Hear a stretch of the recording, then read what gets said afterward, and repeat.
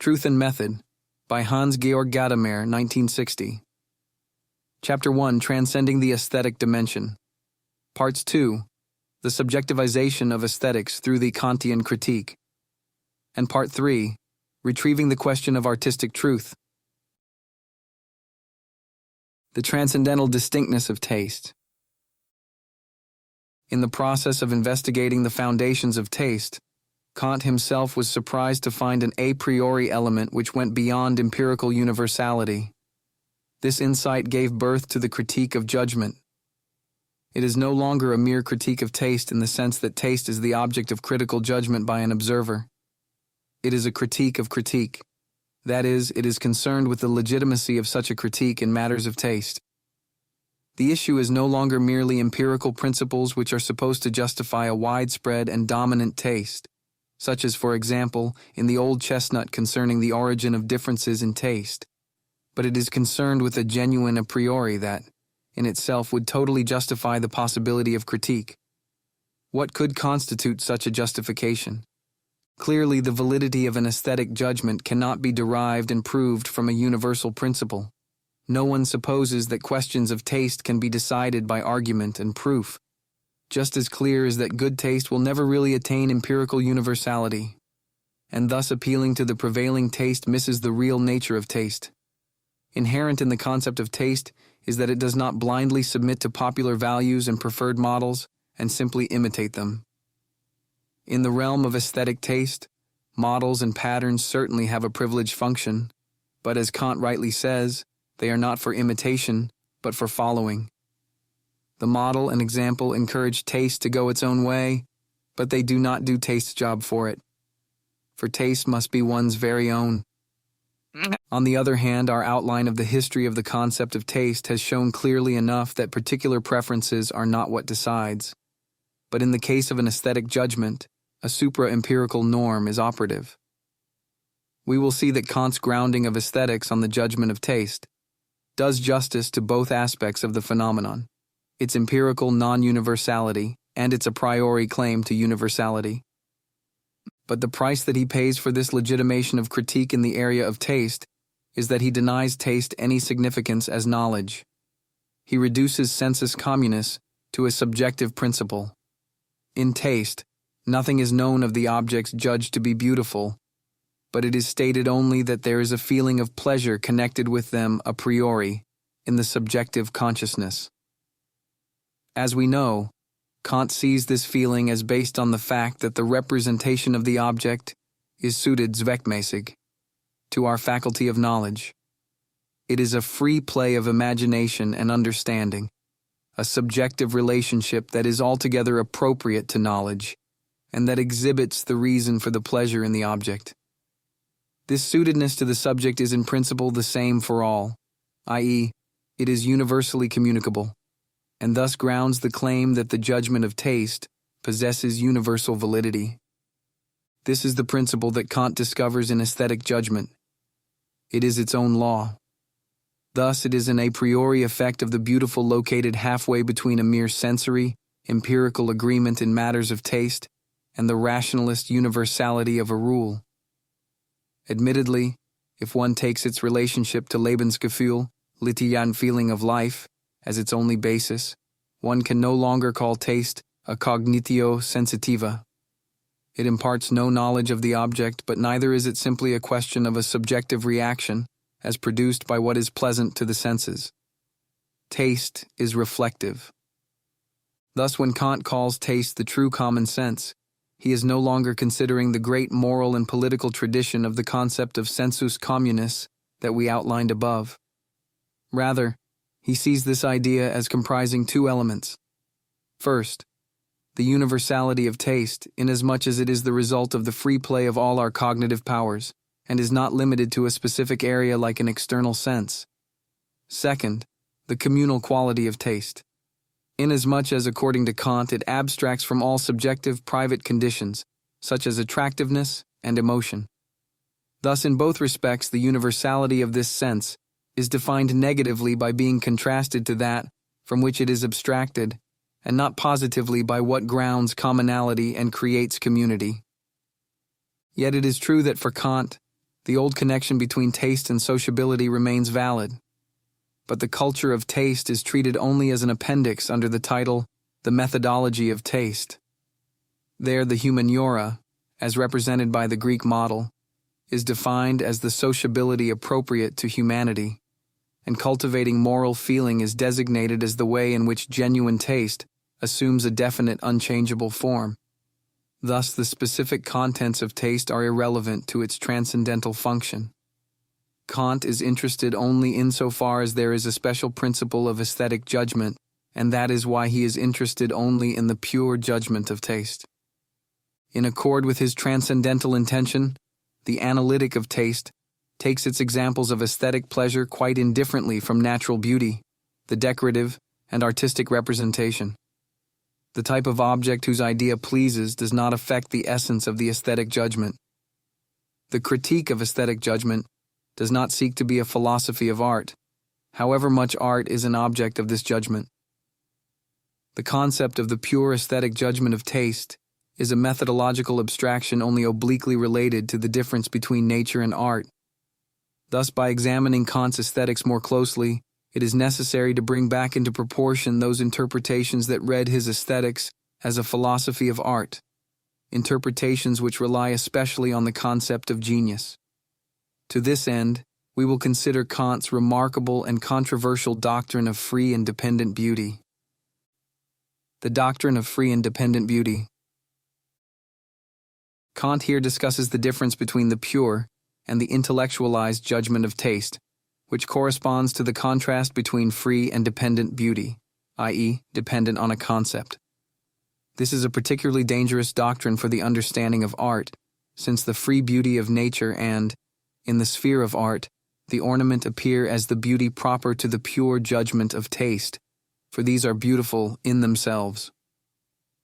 Wherever a concept is brought in, and that is the case not only in the area of poetry, but in all representational art, the situation seems the same as in the examples of dependent beauty that Kant mentions. His examples, man, animal, building, are natural things as they occur in the world dominated by human ends, or things that have been manufactured for human ends. In each case, the fact that the thing serves some end limits the aesthetic pleasure it can give. Thus, for Kant, tattooing, decorating the human form, is objectionable, even though it can arouse unmediated pleasure. Certainly, Kant is here speaking not of art as such, the beautiful representation of a thing, but more emphatically of beautiful things, of nature or architecture. The distinction between natural and artistic beauty, which he himself later discusses, is not important here.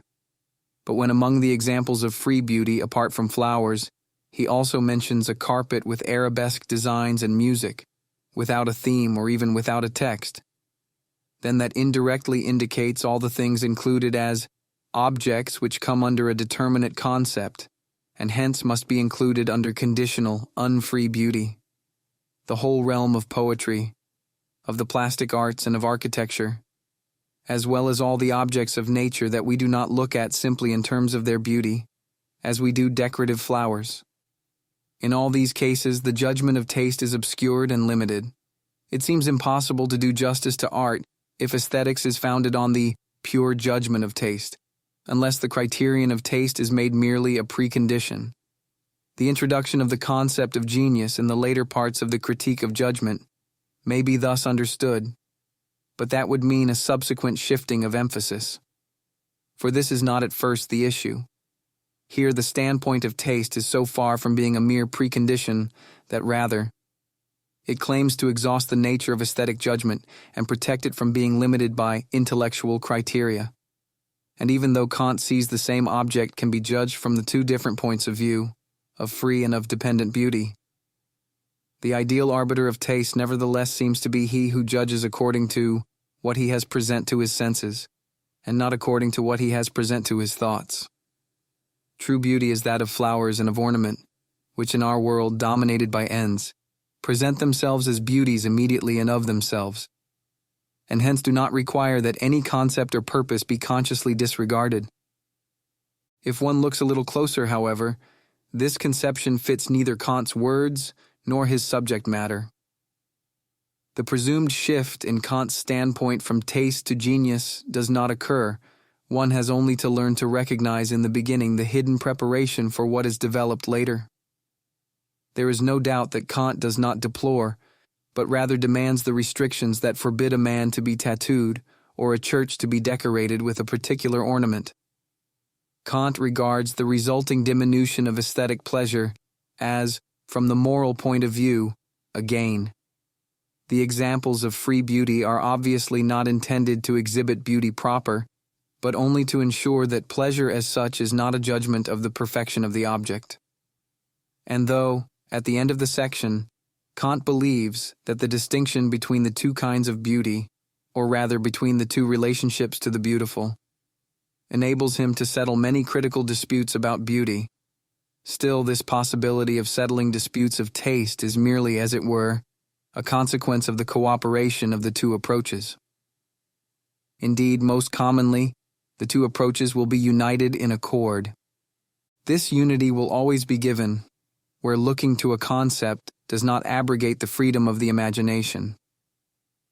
Without contradicting himself, Kant can describe it as a legitimate condition of aesthetic pleasure that there is no conflict with purposive elements.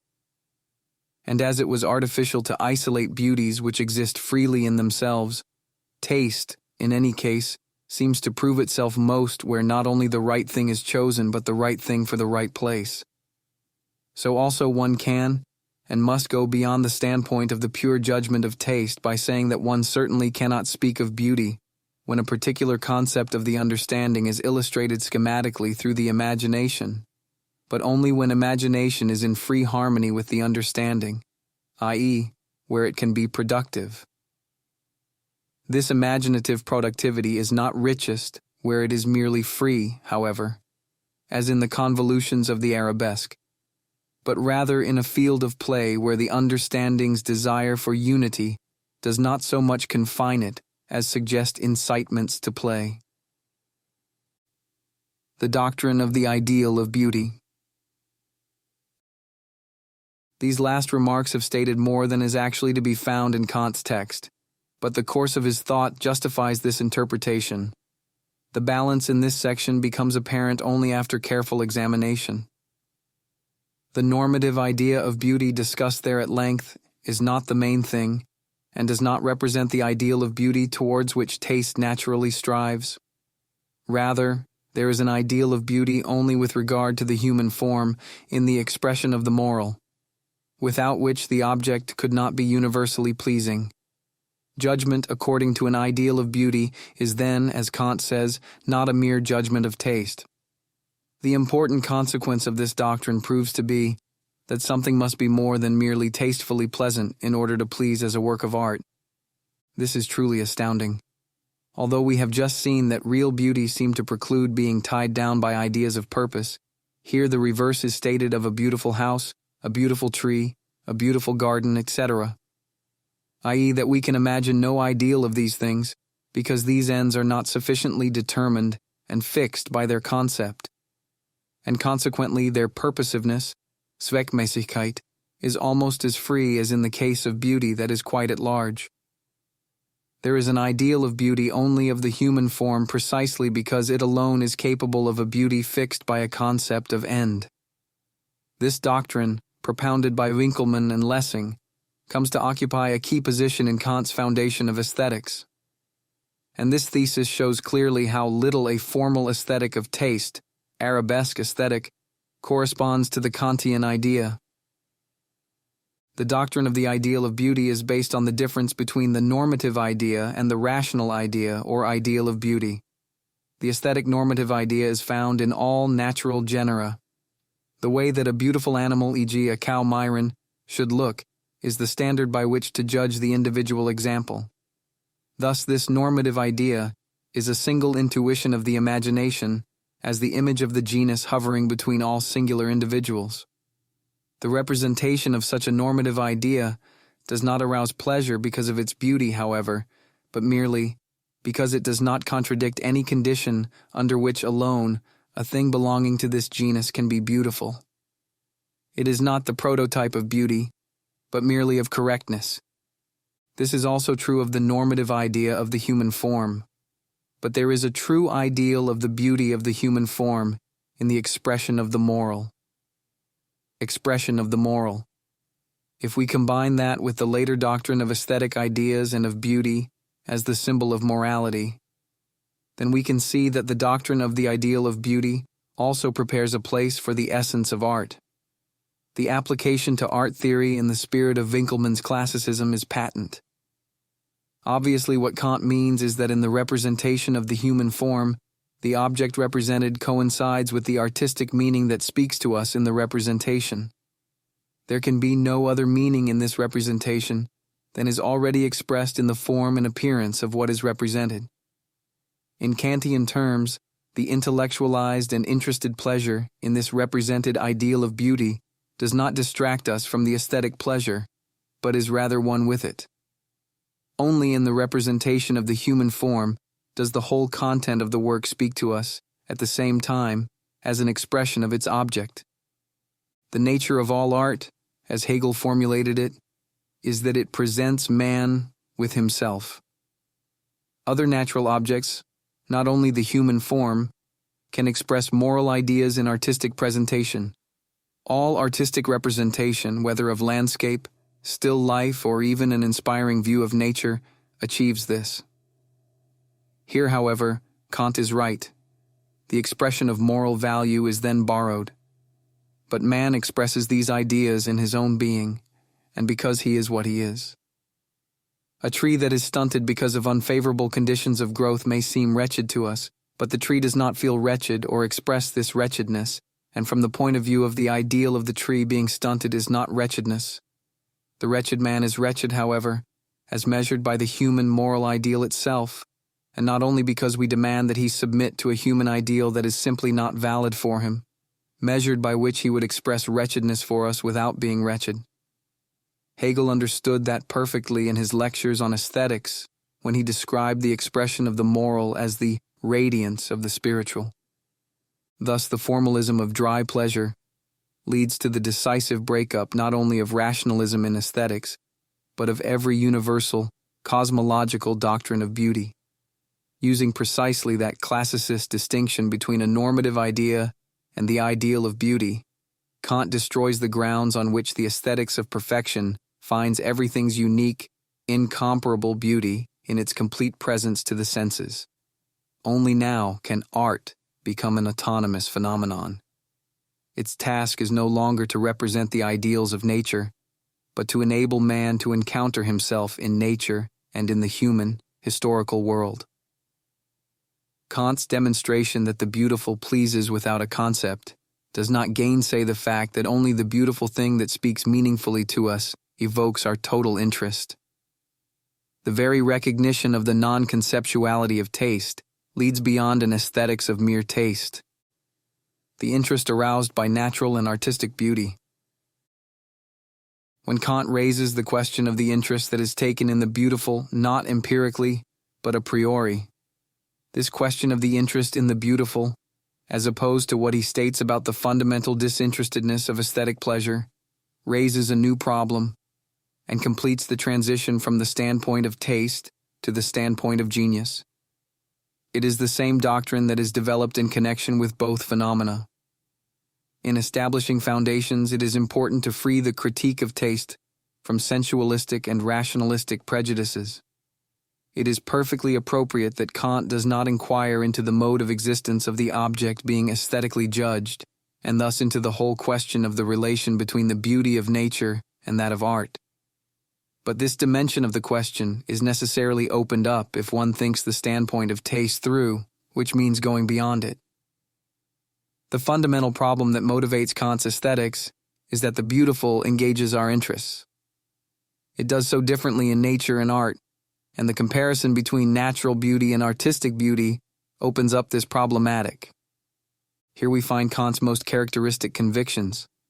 Contrary to what we might expect, it is not for the sake of art that Kant goes beyond disinterested pleasure and inquires into the interest in the beautiful.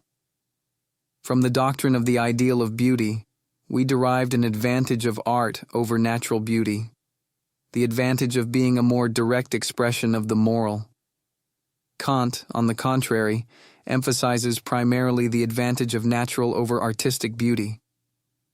It is not only for the pure aesthetic judgment that natural beauty has an advantage, namely to make it clear that the beautiful depends on the suitability, zweckmäßigkeit, of the thing represented to our cognitive faculty. This is so clearly the case with natural beauty, because it possesses no significance of content, and thus manifests the judgment of taste in its unintellectualized purity. But it does not have only this methodological advantage. According to Kant, it also has one of content, and he obviously thinks a great deal of this point of his doctrine. Beautiful nature is able to arouse an immediate interest, namely a moral one. When we find the beautiful forms of nature beautiful, this discovery points beyond itself to the thought that nature has produced that beauty. Where this thought arouses interest, we have cultivation of the moral sensibility. While Kant, instructed by Rousseau, refuses to make a general argument back from the refinement of taste for the beautiful to moral sensibility, the sense of the beauty of nature is for Kant a special case. That nature is beautiful arouses interest only in someone who has already set his interest deep in the morally good. Hence, the interest in natural beauty is akin to the moral. By observing the unintentional consonance of nature with our wholly disinterested pleasure, i.e. the wonderful purposiveness, zweckmäßigkeit, of nature for us, it points to us as to the ultimate purpose of creation, to the moral side of our being. Here the rejection of perfection aesthetics fits beautifully with the moral significance of natural beauty, precisely because in nature we find no ends in themselves and yet find beauty, i.e. a suitedness, zweckmäßigkeit, to the end, zweck, of our pleasure. Nature gives us a hint that we are in fact the ultimate end, the final goal of creation. The dissolution of the ancient cosmological thought that assigned man his place in the total structure of being and assigned each entity its goal of perfection gives the world, which ceases to be beautiful as a structure of absolute ends, the new beauty of being purposive for us. It becomes nature, whose innocence consists in the fact that it knows nothing of man or his social vices. Nevertheless, it has something to say to us. As beautiful nature finds a language that brings to us an intelligible idea of what mankind is to be. Naturally, the significance of art also depends on the fact that it speaks to us, that it confronts man with himself in his morally determined existence. But the products of art exist only in order to address us in this way. Natural objects, however, do not exist to address us in this way. This is the significant interest of the naturally beautiful, that it is still able to present man with himself in respect to his morally determined existence. Art cannot communicate to us this self-discovery of man in a reality that does not intend to do so. When man encounters himself in art, this is not the confirmation of himself by another. That is right as far as it goes. The conclusiveness of Kant's argument is impressive, but he does not employ the appropriate criteria for the phenomenon of art. One can make a counter-argument. The advantage of natural beauty over artistic beauty is only the other side of natural beauty's inability to express something specific.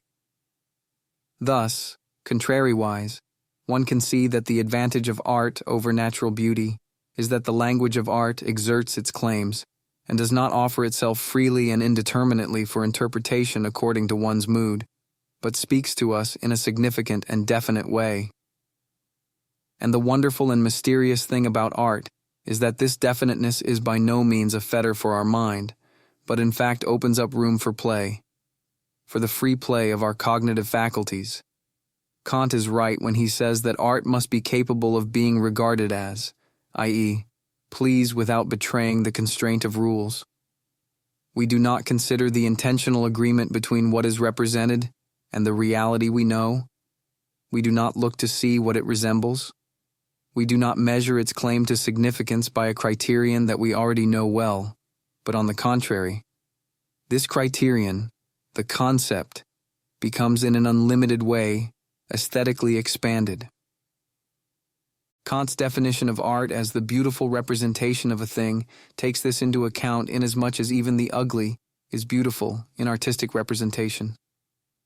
Nevertheless, the nature of art proper emerges badly from the contrast with natural beauty. If the idea of a thing were presented only in a beautiful way, that would be a merely academic representation and would fulfill only the minimum requirement of all beauty. But for Kant, art is more than the beautiful representation of a thing. It is the presentation of aesthetic ideas, i.e., of something that lies beyond all concepts. The concept of genius seeks to formulate this insight of Kant's. It cannot be denied that the doctrine of aesthetic ideas, through whose representation the artist infinitely expands the given concept and encourages the free play of the mental faculties, has something unsatisfactory about it for a modern reader. It looks as if these ideas were being connected to the already dominant concept, like the attributes of a deity to its form.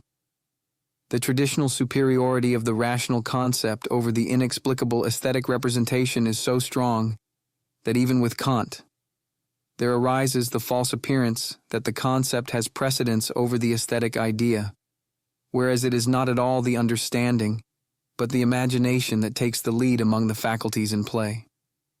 The aesthetician will find many other statements in the light of which it is difficult for Kant, without claiming the superiority of the concept, to hold on to his leading insight that the beautiful is grasped without a concept, and yet at the same time has a binding force. But the basic lines of his thinking are free from these faults and exhibit an impressive logical consistency, which reaches its climax in his account of genius as the basis of art. Even without going into a more detailed interpretation of this capacity to represent aesthetic ideas, it may be pointed out that Kant here is not deflected from transcendental inquiry and pushed into the cul-de-sac of a psychology of artistic creation. Rather, the irrationality of genius brings out one element in the creative production of rules evident both in creator and recipient, namely that there is no other way of grasping the content of a work of art than through the unique form of the work and in the mystery of its impression, which can never be fully expressed by any language. Hence, the concept of genius corresponds to what Kant sees as the crucial thing about aesthetic taste, namely that it facilitates the play of one's mental powers, increases the vitality that comes from the harmony between imagination and understanding, and invites one to linger before the beautiful. Genius is ultimately a manifestation of this vivifying spirit for, as opposed to the pedant's rigid adherence to rules, genius exhibits a free sweep of invention, and thus the originality that creates new models. The relation between taste and genius. In this situation, the question arises of how Kant sees the mutual relation between taste and genius. Kant preserves the privileged position of taste, inasmuch as works of art, that is, the art of genius, must be viewed from the guiding viewpoint of beauty. One may regret the improvements that taste imposes on the invention of genius, but taste is a necessary discipline for genius. Thus, in cases of conflict, Kant considers that taste should prevail. But this is not an important question, for basically, taste and genius share common ground. The art of genius serves to make the free play of the mental faculties communicable. This is achieved by the aesthetic ideas that it invents. But the aesthetic pleasure of taste, too, was characterized by the communicability of a state of mind, pleasure. Taste is a faculty of judgment, and hence reflective, but what it reflects about is only that state of mind. The vitalization of the cognitive powers that results as much from natural as from artistic beauty. Thus, the systematic significance of the concept of genius is limited by its being a special case of the artistically beautiful, whereas the concept of taste, by contrast, is universal. That Kant makes the concept of genius serve his transcendental inquiry completely and does not slip into empirical psychology is clearly shown by his narrowing the concept of genius to artistic creation. He withholds this name from the great inventors and investigators in the spheres of science and technology. This is seen in terms of empirical psychology, completely unjustified. Wherever one must come upon something that cannot be found through learning and methodical work alone, i.e., wherever there is inventio, where something is due to inspiration and not to methodical calculation. The important thing is ingenium, genius.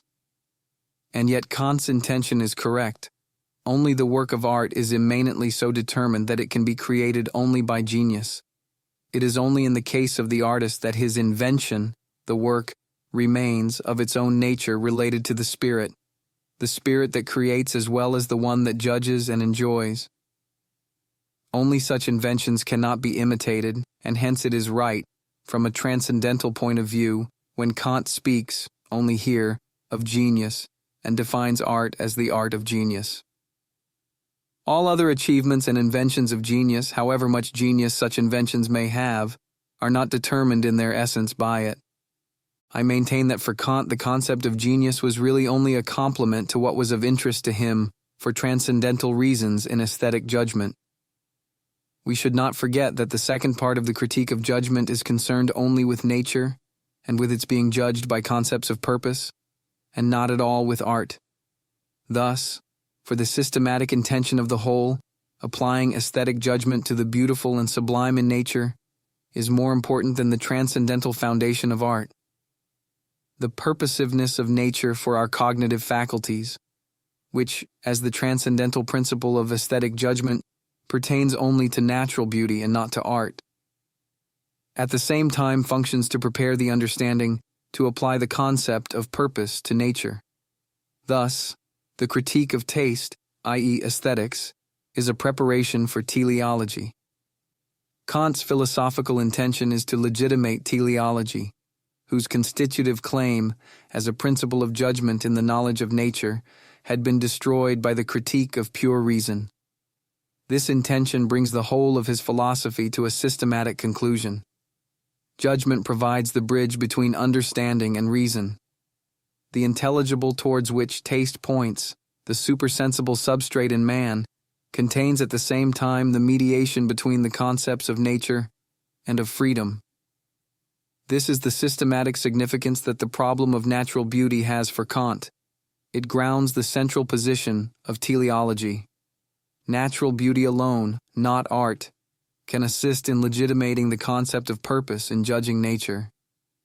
For this systematic reason alone, the pure judgment of taste provides the indispensable basis of the third critique. But even within the critique of aesthetic judgment, there is no question but that the standpoint of genius finally ousts that of taste. One has only to look at how Kant describes genius. The genius is a favorite of nature, just as natural beauty is regarded as a favor of nature. We must be able to regard art as if it were nature. Through genius, nature gives art its rules. In all these phrases, the concept of nature is the uncontested criterion. Thus, what the concept of genius achieves is only to place the products of art on a par aesthetically with natural beauty. Art, too, is looked at aesthetically, i.e., it, too, calls for reflective judgment. What is intentionally produced and hence purposive is not to be related to a concept, but seeks to please simply in being judged, just like natural beauty. Art is art created by genius means that for artistic beauty, too, there is no other principle of judgment, no criterion of concept and knowledge than that of its suitability to promote the feeling of freedom in the play of our cognitive faculties. Whether in nature or art, beauty has the same a priori principle, which lies entirely within subjectivity. The autonomy of aesthetic judgment does not mean that there is an autonomous sphere of validity for beautiful objects. Kant's transcendental reflection on the a priori of judgment justifies the claim of aesthetic judgment. But basically it does not permit a philosophical aesthetics in the sense of a philosophy of art. Kant himself says that no doctrine or metaphysics here corresponds to the critique. The aesthetics of genius and the concept of experience, Erlebnis. The dominance of the concept of genius. Basing aesthetic judgment on the a priori of subjectivity was to acquire a quite new significance when the import of transcendental philosophical reflection changed with Kant's successors. If the metaphysical background which is the basis of the primacy of natural beauty in Kant, and which ties the concept of genius back to nature, no longer exists. The problem of art arises in a new way. Even the way Schiller took up Kant's critique of judgment and put the whole weight of his moral and pedagogic temperament behind the idea of an aesthetic education gave the standpoint of art, rather than taste and judgment, as with Kant, pride of place.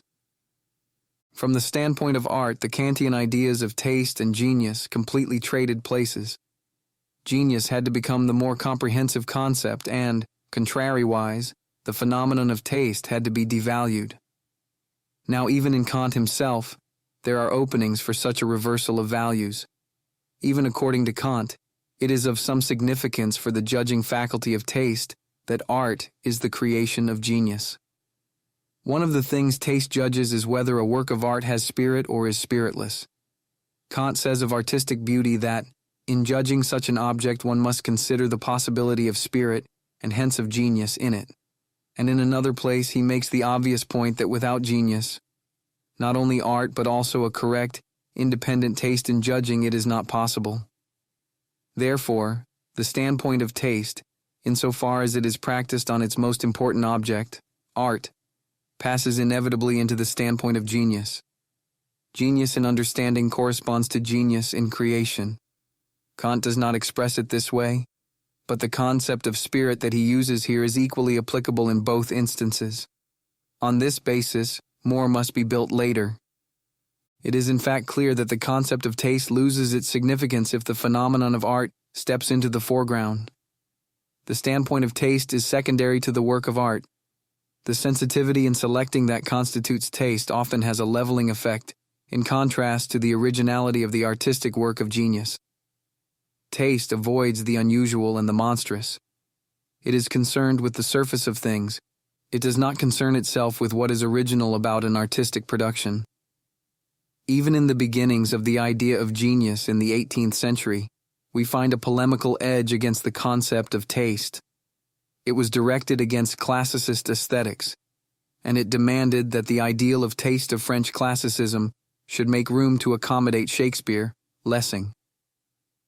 To that extent, Kant is old-fashioned and adopts an intermediate position inasmuch as, for transcendental purposes, he steadfastly maintained the concept of taste, which the Sturm und Drang not only violently dismissed, but also violently demolished. But when Kant passes from laying general foundations to the specific problems of the philosophy of art, he himself points beyond the standpoint of taste and speaks of a perfection of taste. But what is that? The normative character of taste implies the possibility of its being cultivated and perfected. Perfect taste, which it is important to achieve, will assume, according to Kant, a definite unchangeable form. That is quite logical, however absurd it may sound to our ears.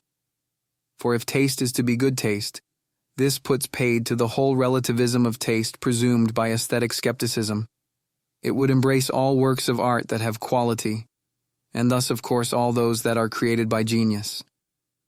Thus, we see that the idea of perfect taste which Kant discusses would be more appropriately defined by the concept of genius.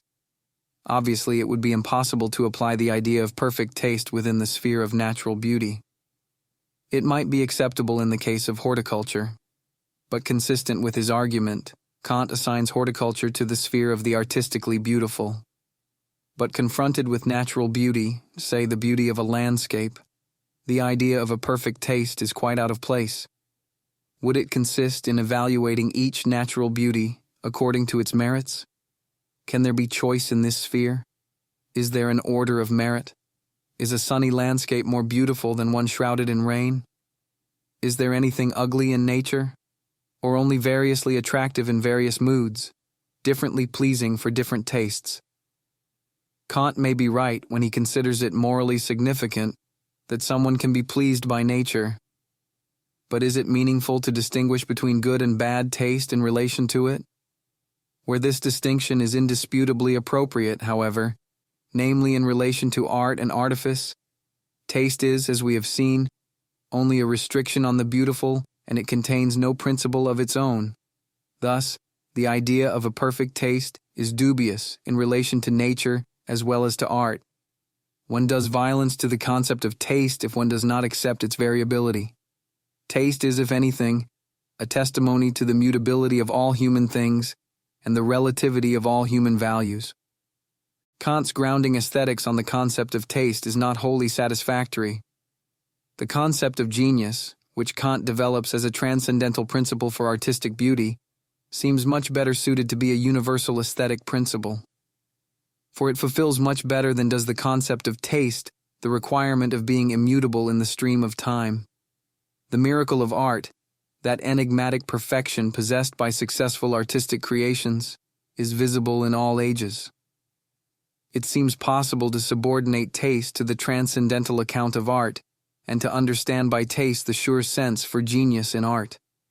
Kant's statement, "Fine art is the art of genius," then becomes a transcendental principle for aesthetics in general. Aesthetics is ultimately possible only as the philosophy of art. German idealism drew this conclusion.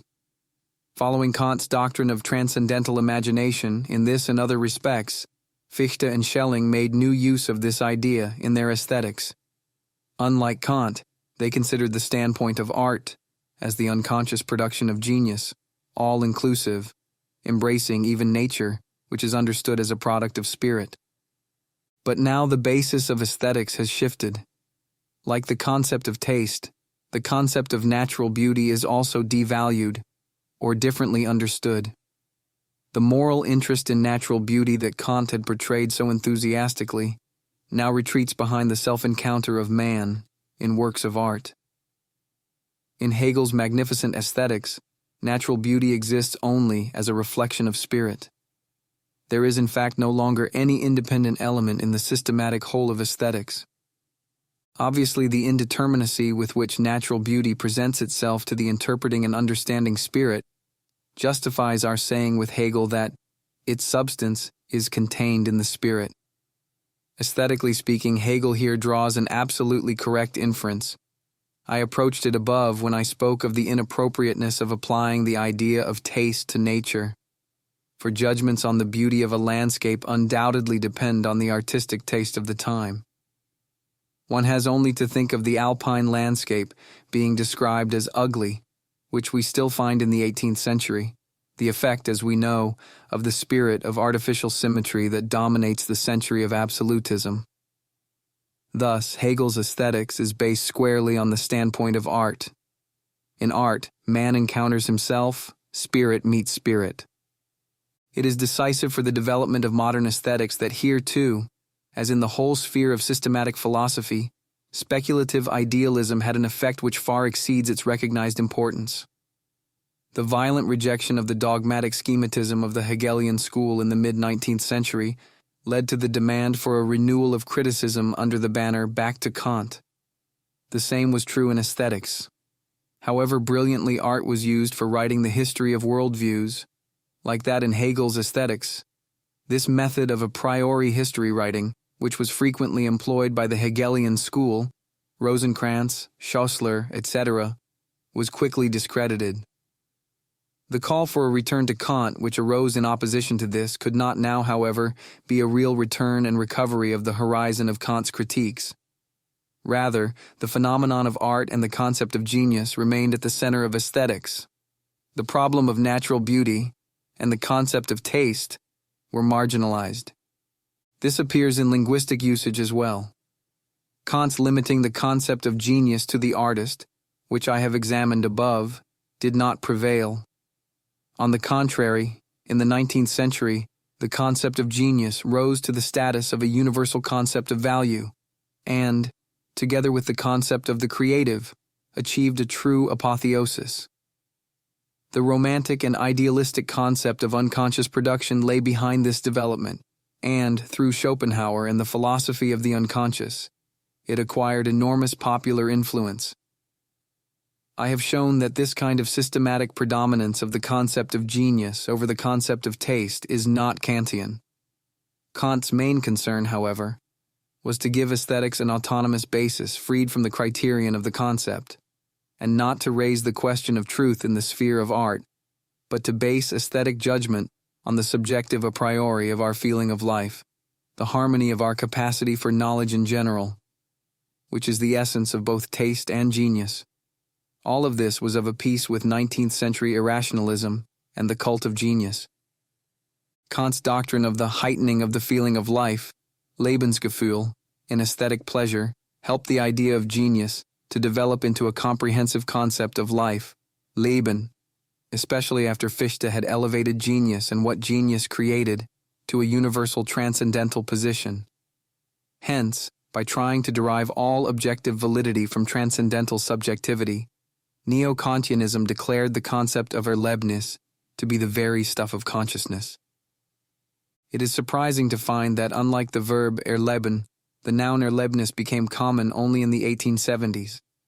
In the 18th century, it is not to be found at all, and even Schiller and Goethe do not know it. Its first appearance, seemingly, is in one of Hegel's letters. But even in the 30s and 40s, I know of only occasional instances in Tieck, Alexis, and Gutzkav. The word appears equally seldom in the 50s and 60s, and appears suddenly with some frequency in the 70s.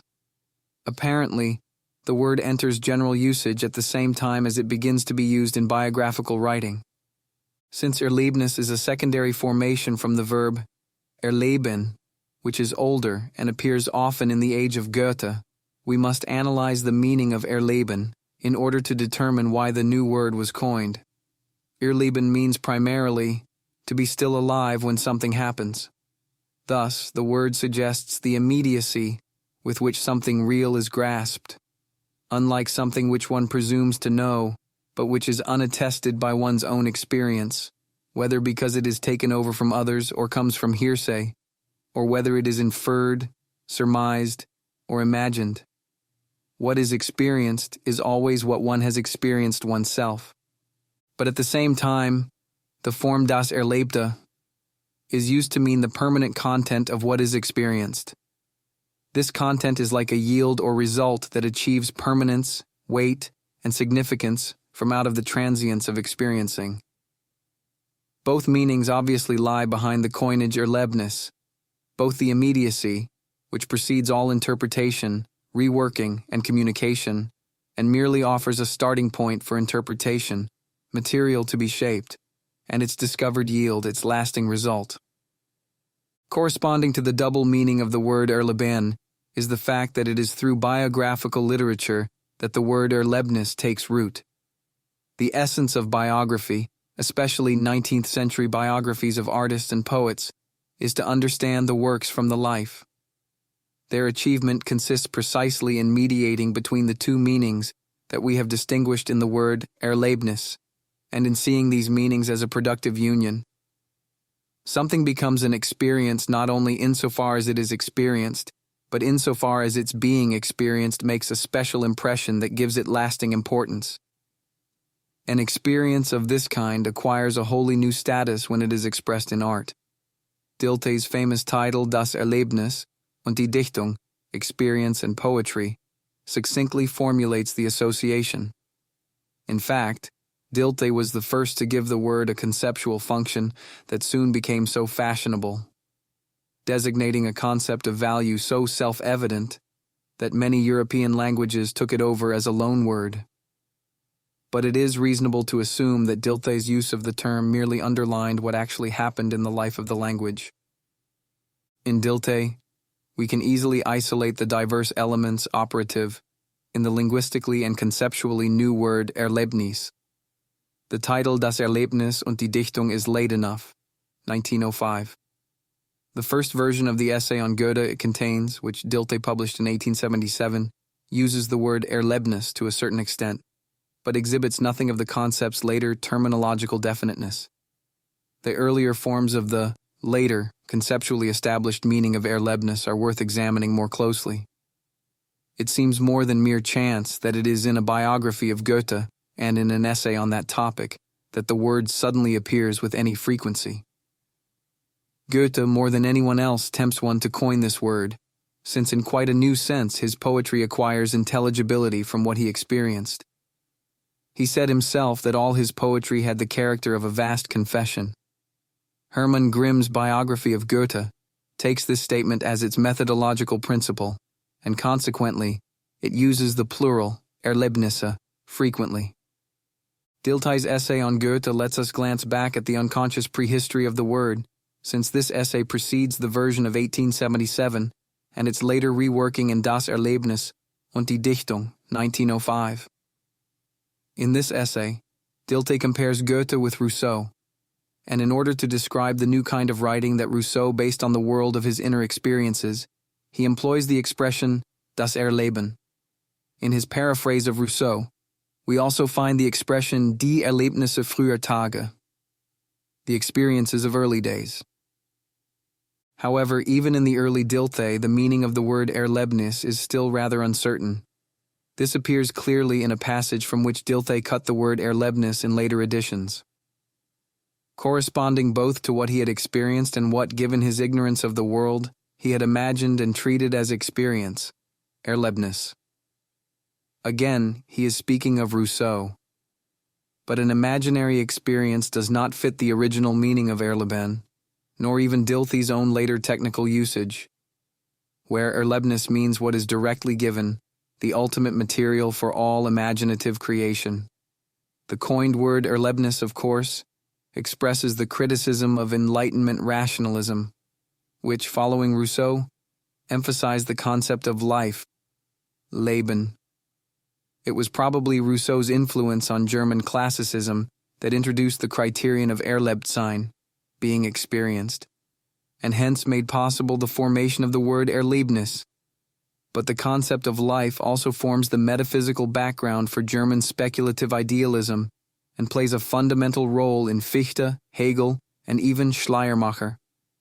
In contrast to the abstractness of understanding and the particularity of perception or representation, this concept implies a connection with totality, with infinity. This is clearly audible in the tone that the word Erlebnis has even today.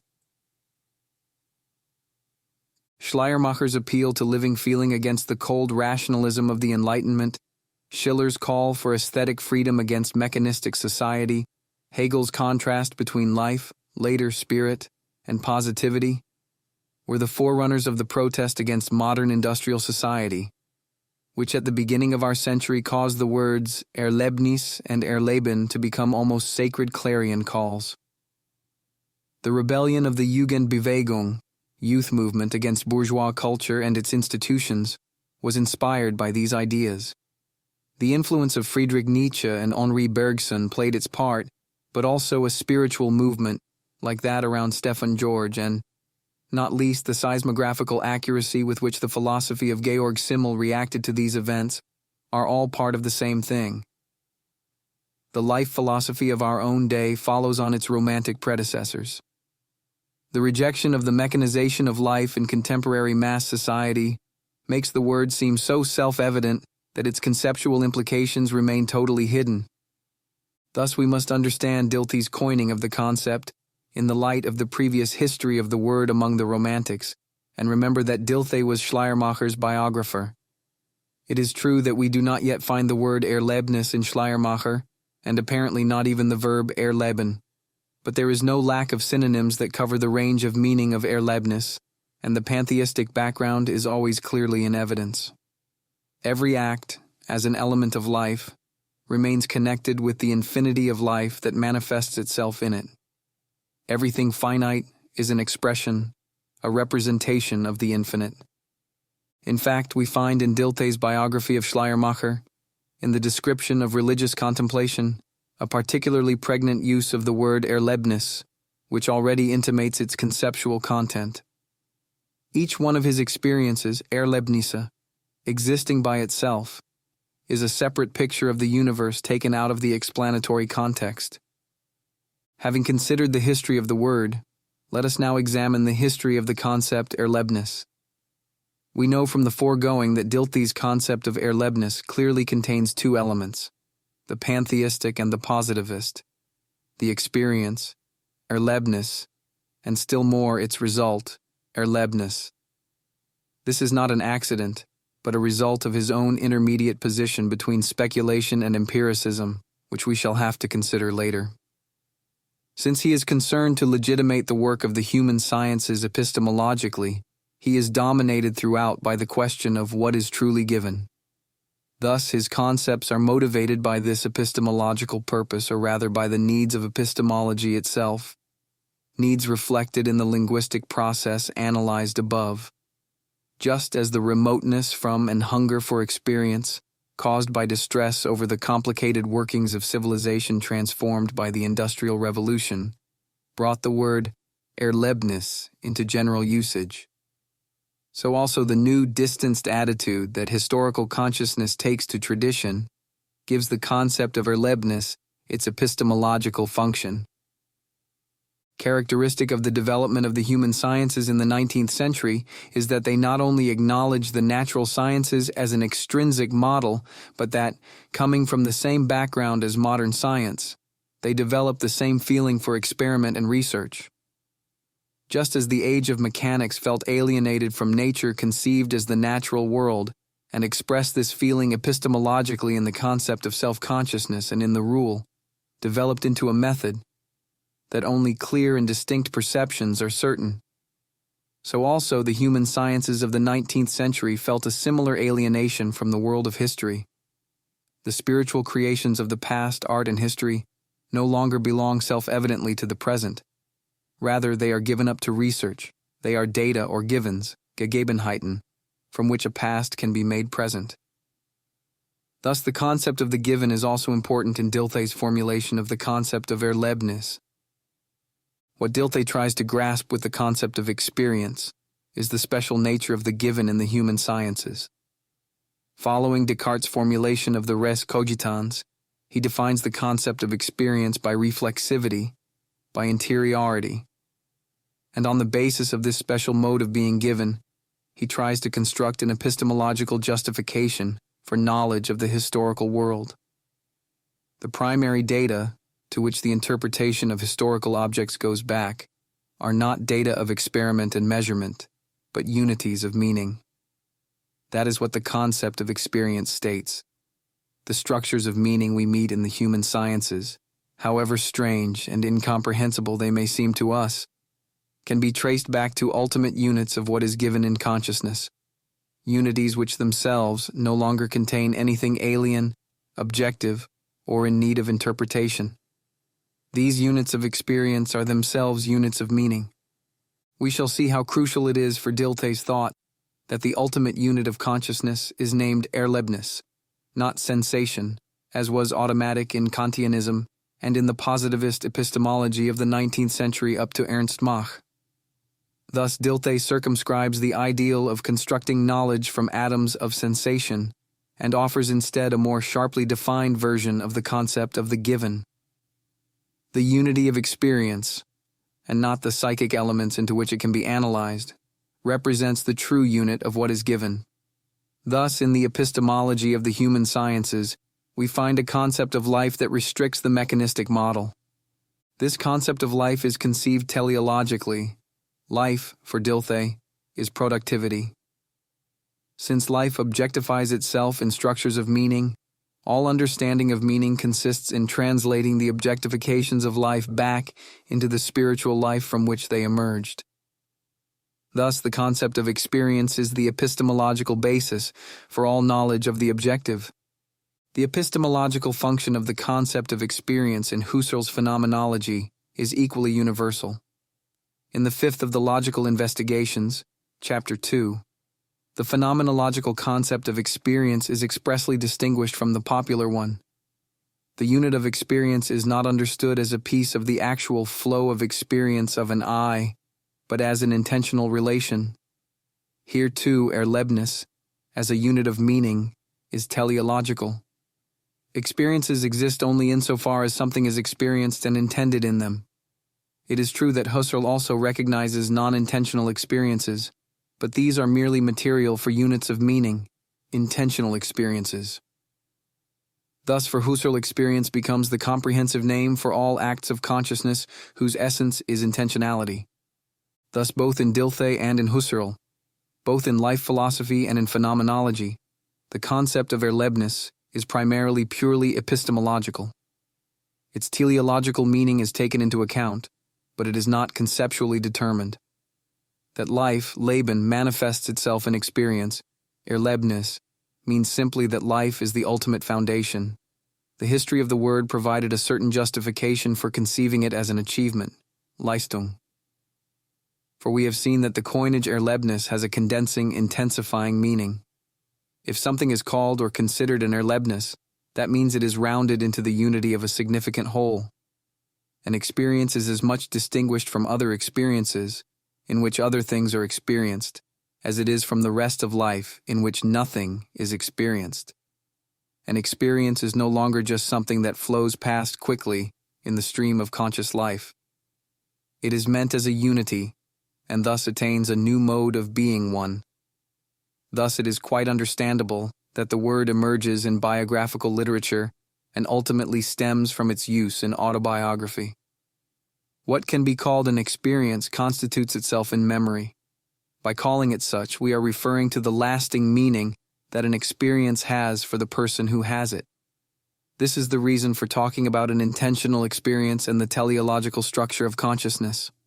On the other hand, however, the notion of experience also implies a contrast between life and mere concept. Experience has a definite immediacy, which eludes every opinion about its meaning. Everything that is experienced by oneself, and part of its meaning is that it belongs to the unity of this self, and thus contains an unmistakable and irreplaceable relation to the whole of this one life. Thus, essential to an experience is that it cannot be exhausted in what can be said of it or grasped as its meaning. As determined through autobiographical or biographical reflection, its meaning remains fused with the whole movement of life and constantly accompanies it. The mode of being of experience is precisely to be so determinative that one is never finished with it. Nietzsche says, "All experiences last a long time in profound people." He means that they are not soon forgotten. It takes a long time to assimilate them, and this, rather than their original content as such, constitutes their specific being and significance. What we call an Erlebnis in this emphatic sense thus means something unforgettable and irreplaceable, something whose meaning cannot be exhausted by conceptual determination. Seen philosophically, the ambiguity we have noted in the concept of Erlebnis means that this concept is not wholly exhausted by its being the ultimate datum and basis of all knowledge. There is something else quite different that needs to be recognized in the concept of experience, and it reveals a set of problems that have still to be dealt with: its inner relation to life. There were two starting points for this far-reaching theme, the relationship between life and experience, and we will see below how Dilthey, and more especially Husserl, became caught up in this set of problems. Here we see the crucial importance of Kant's critique of any substantialist doctrine of the soul, and different from it, the importance of the transcendental unity of self-consciousness, the synthetic unity of apperception. This critique of rationalist psychology gave rise to the idea of a psychology based on Kant's critical method, such as Paul Natorp undertook in 1888, and on which Richard Hönigswald later based the concept of Denkpsychologie. Natorp designated Bewusstheit, which expresses the immediacy of experience, as the object of critical psychology, and he developed universal subjectivization as the research method of reconstructive psychology. Natorp later supported and further elaborated his basic idea by a thorough criticism of the concepts of contemporary psychological research. But as early as 1888, the basic idea was already there. The concreteness of primal experience, i.e., the totality of consciousness, represents an undifferentiated unity, which is differentiated and determined by the objectivizing method of knowledge. But consciousness means life, an indecomposable interrelationship. This is seen particularly in the relationship between consciousness and time. Consciousness is not given as an event in time, but time as a form of consciousness.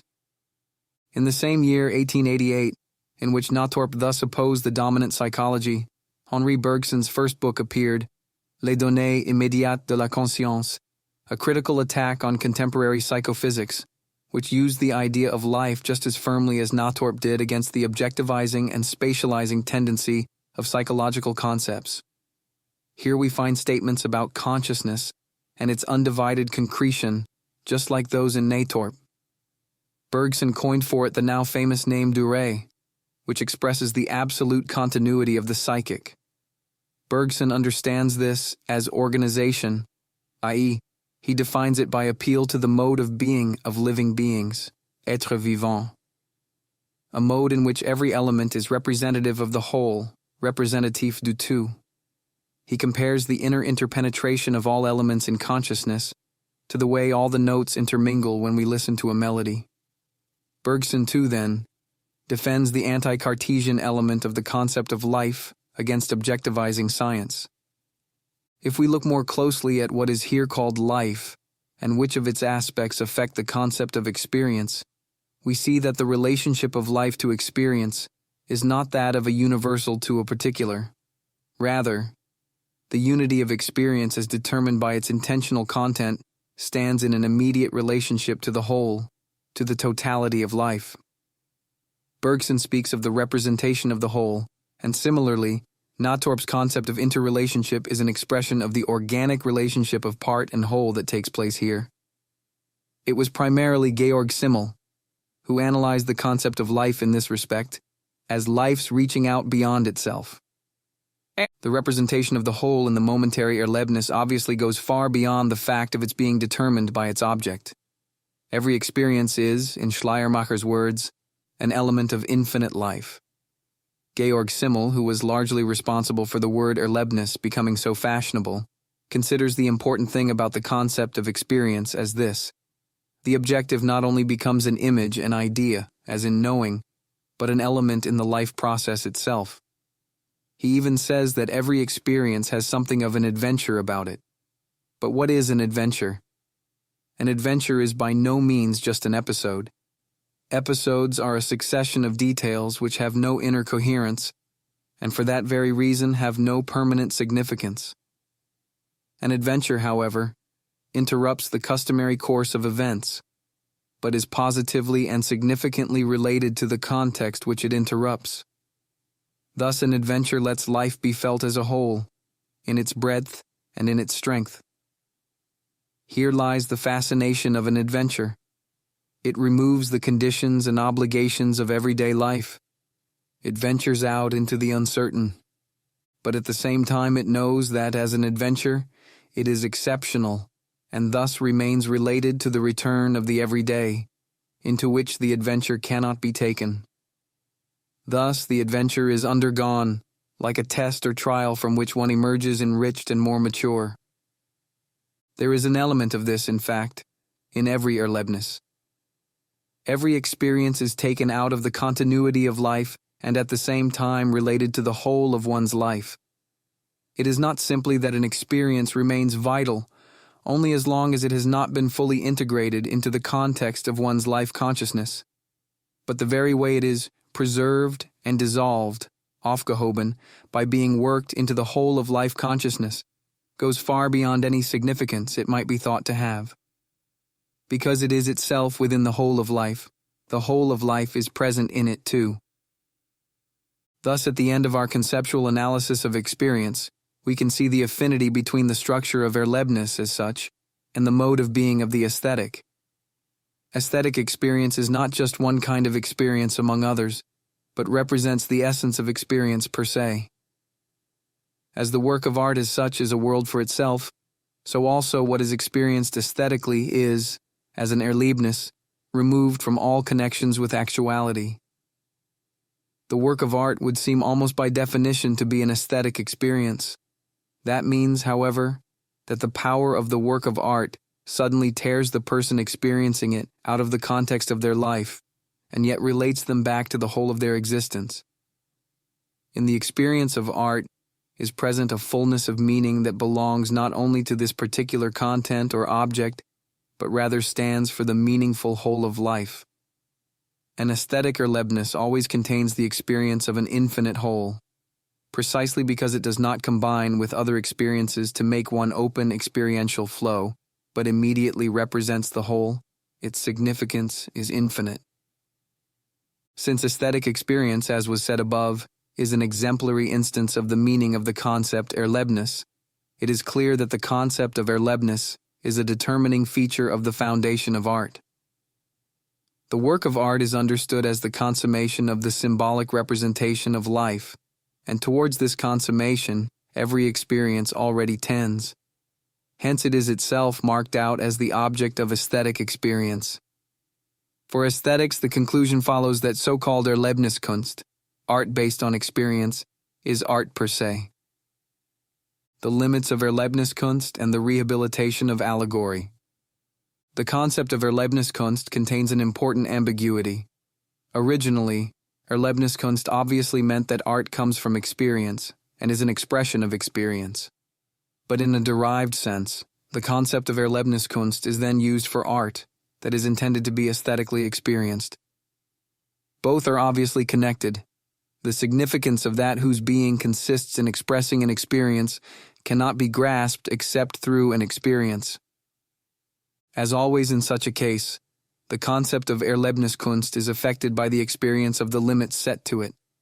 Only when it is no longer self-evident that a work of art consists in the transformation of experiences, and when it is no longer self-evident that this transformation is based on the experience of an inspired genius, which, with the assuredness of a somnambulist, creates the work of art, which then becomes an experience for the person exposed to it, does one become conscious of the concept of Erlebniskunst in its outline.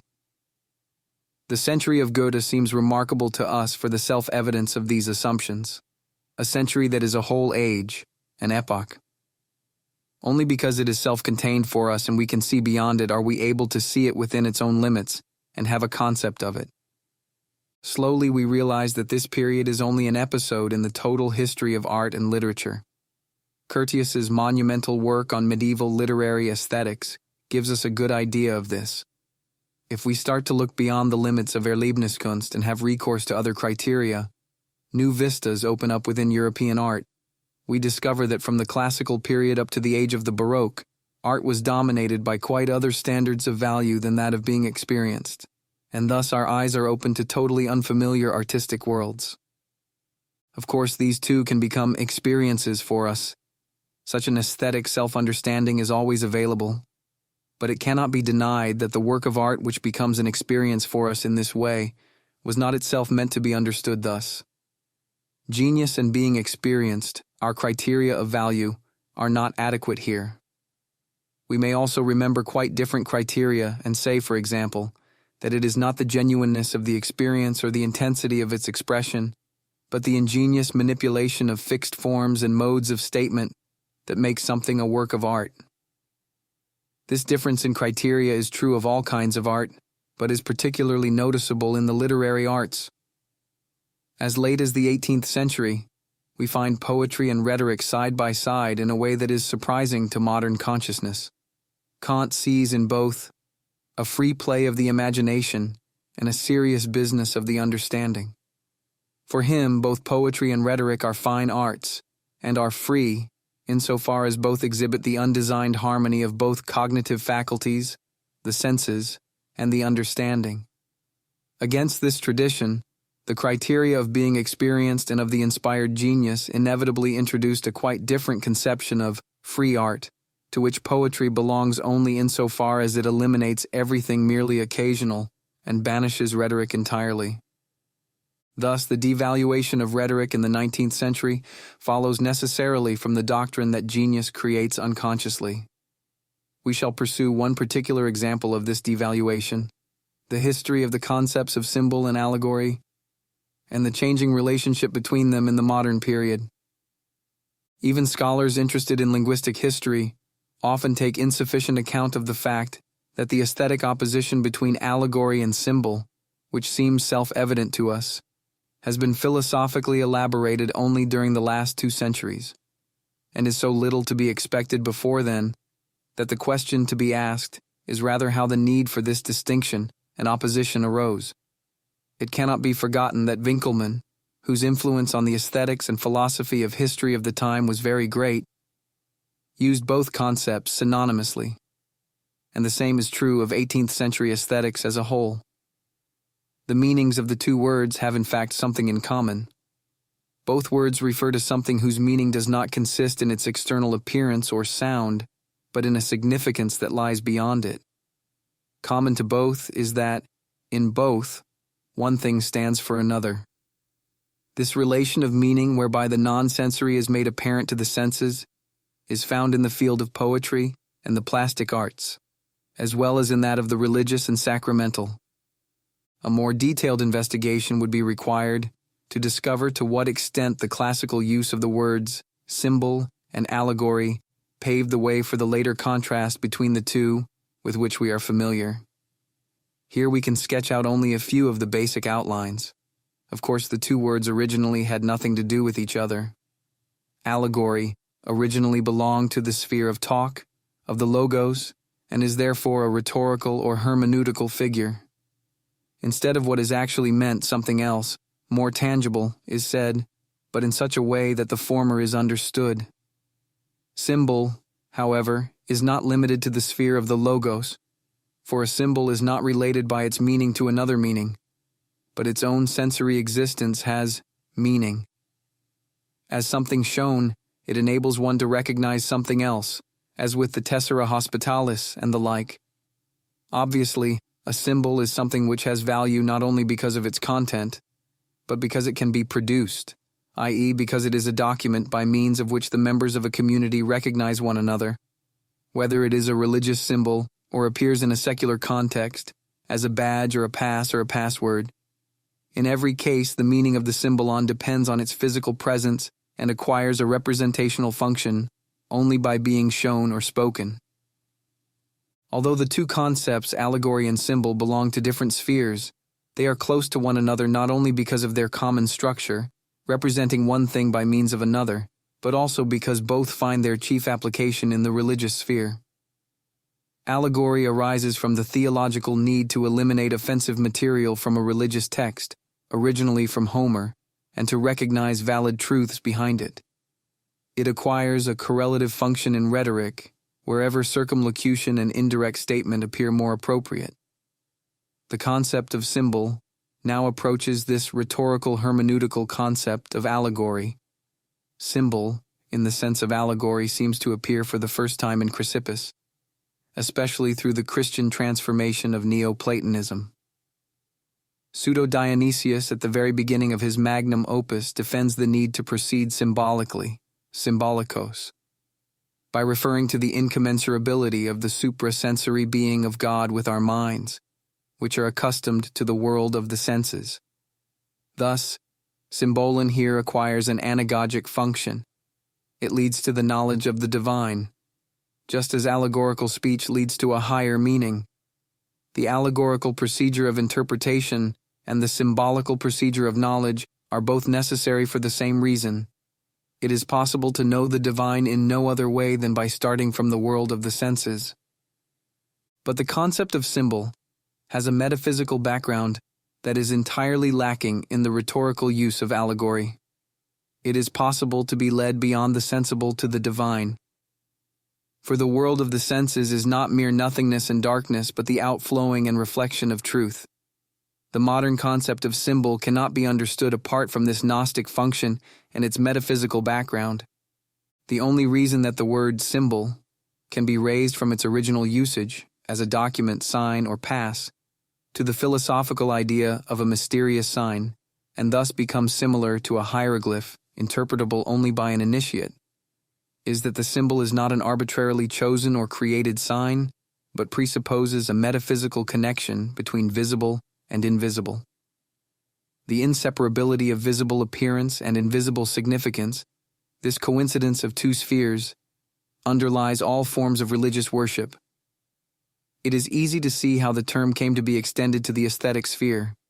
According to Solger, the symbolic refers to an existent in which the idea is recognized in some way or other, i.e., the inward unity of ideal and appearance that is specific to the work of art. Allegory, however, creates this meaningful unity only by pointing to something else. But the concept of allegory, too, has undergone a considerable expansion, inasmuch as allegory refers not only to the figure of speech and the interpreted sense, sensus allegoricus, but correlatively to abstract concepts artistically represented in images. Obviously, the concepts of rhetoric and poetics served as models for developing aesthetic concepts in the sphere of the plastic arts.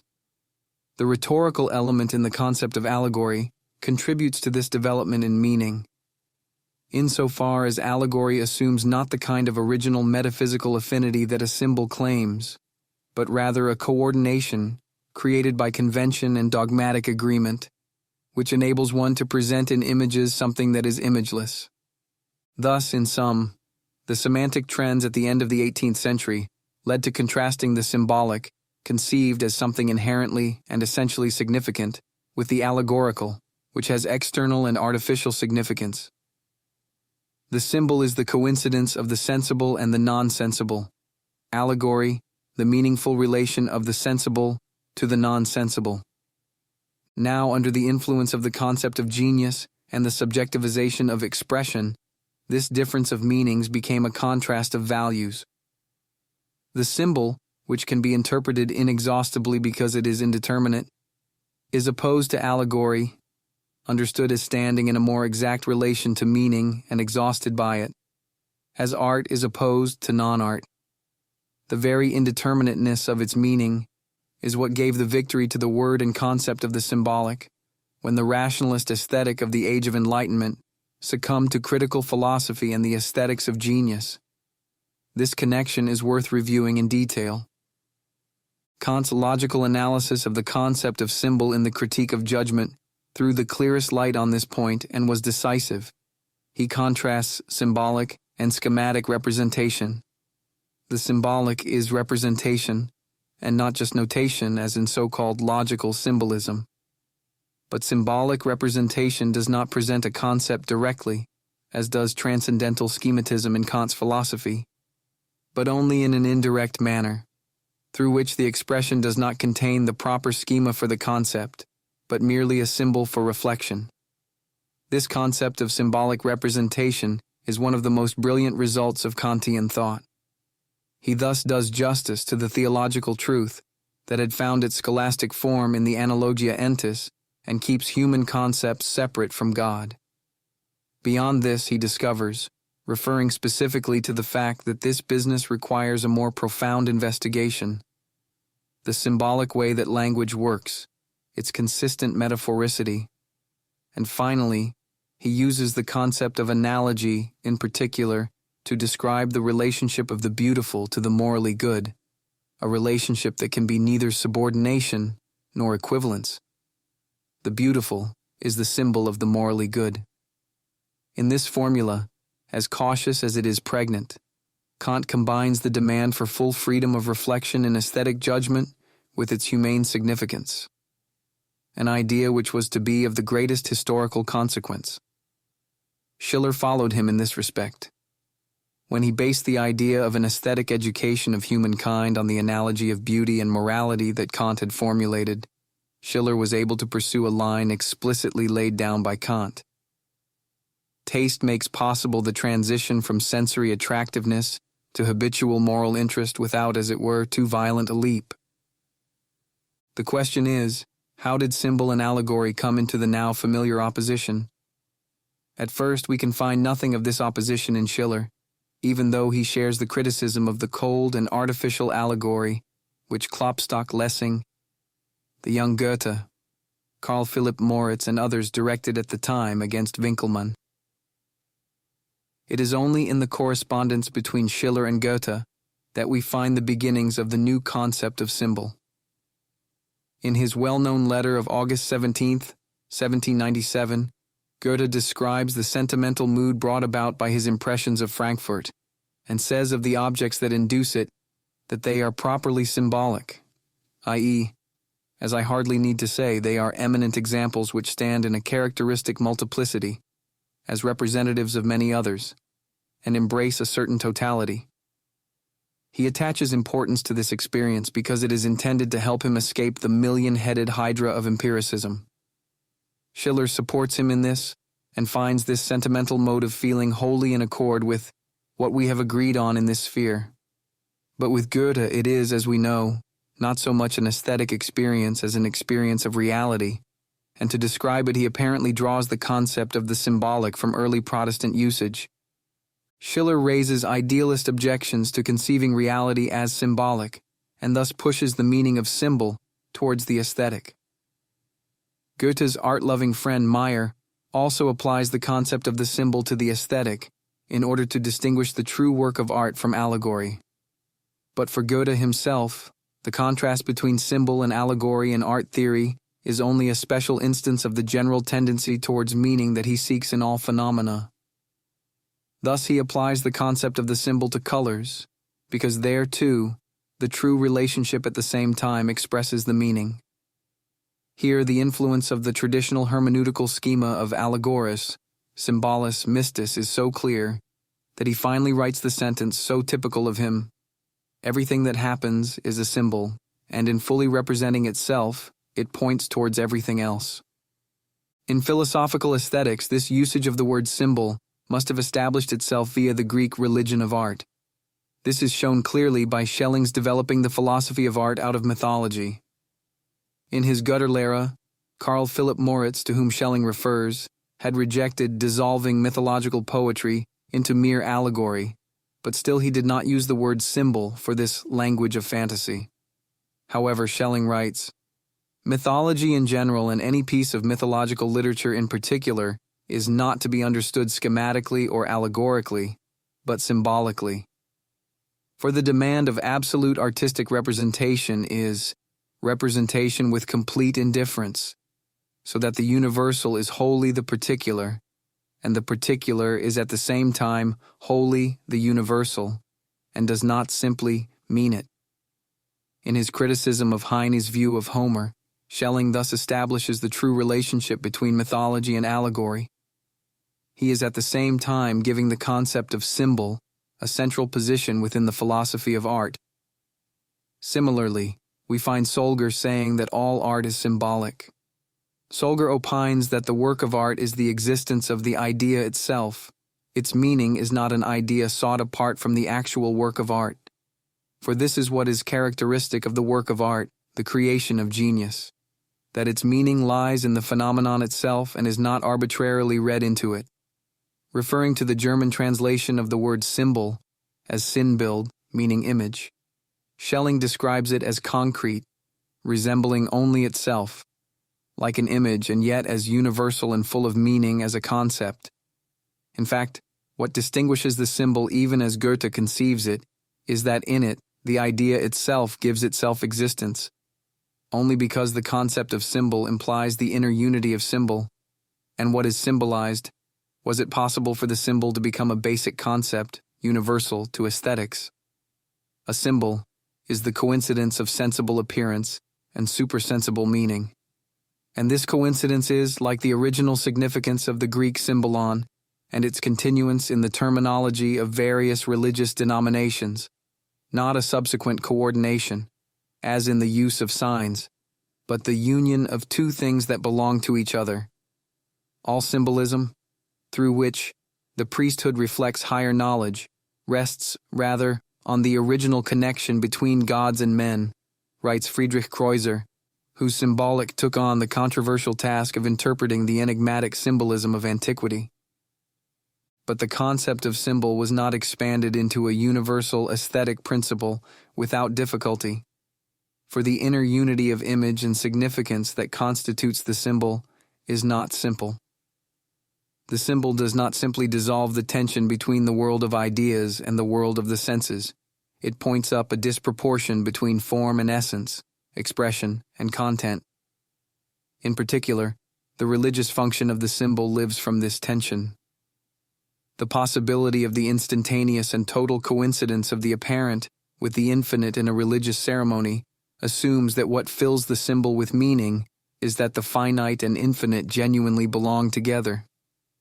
Thus, the religious form of the symbol corresponds exactly to the original nature of symbolon, the dividing of what is one and reuniting it again.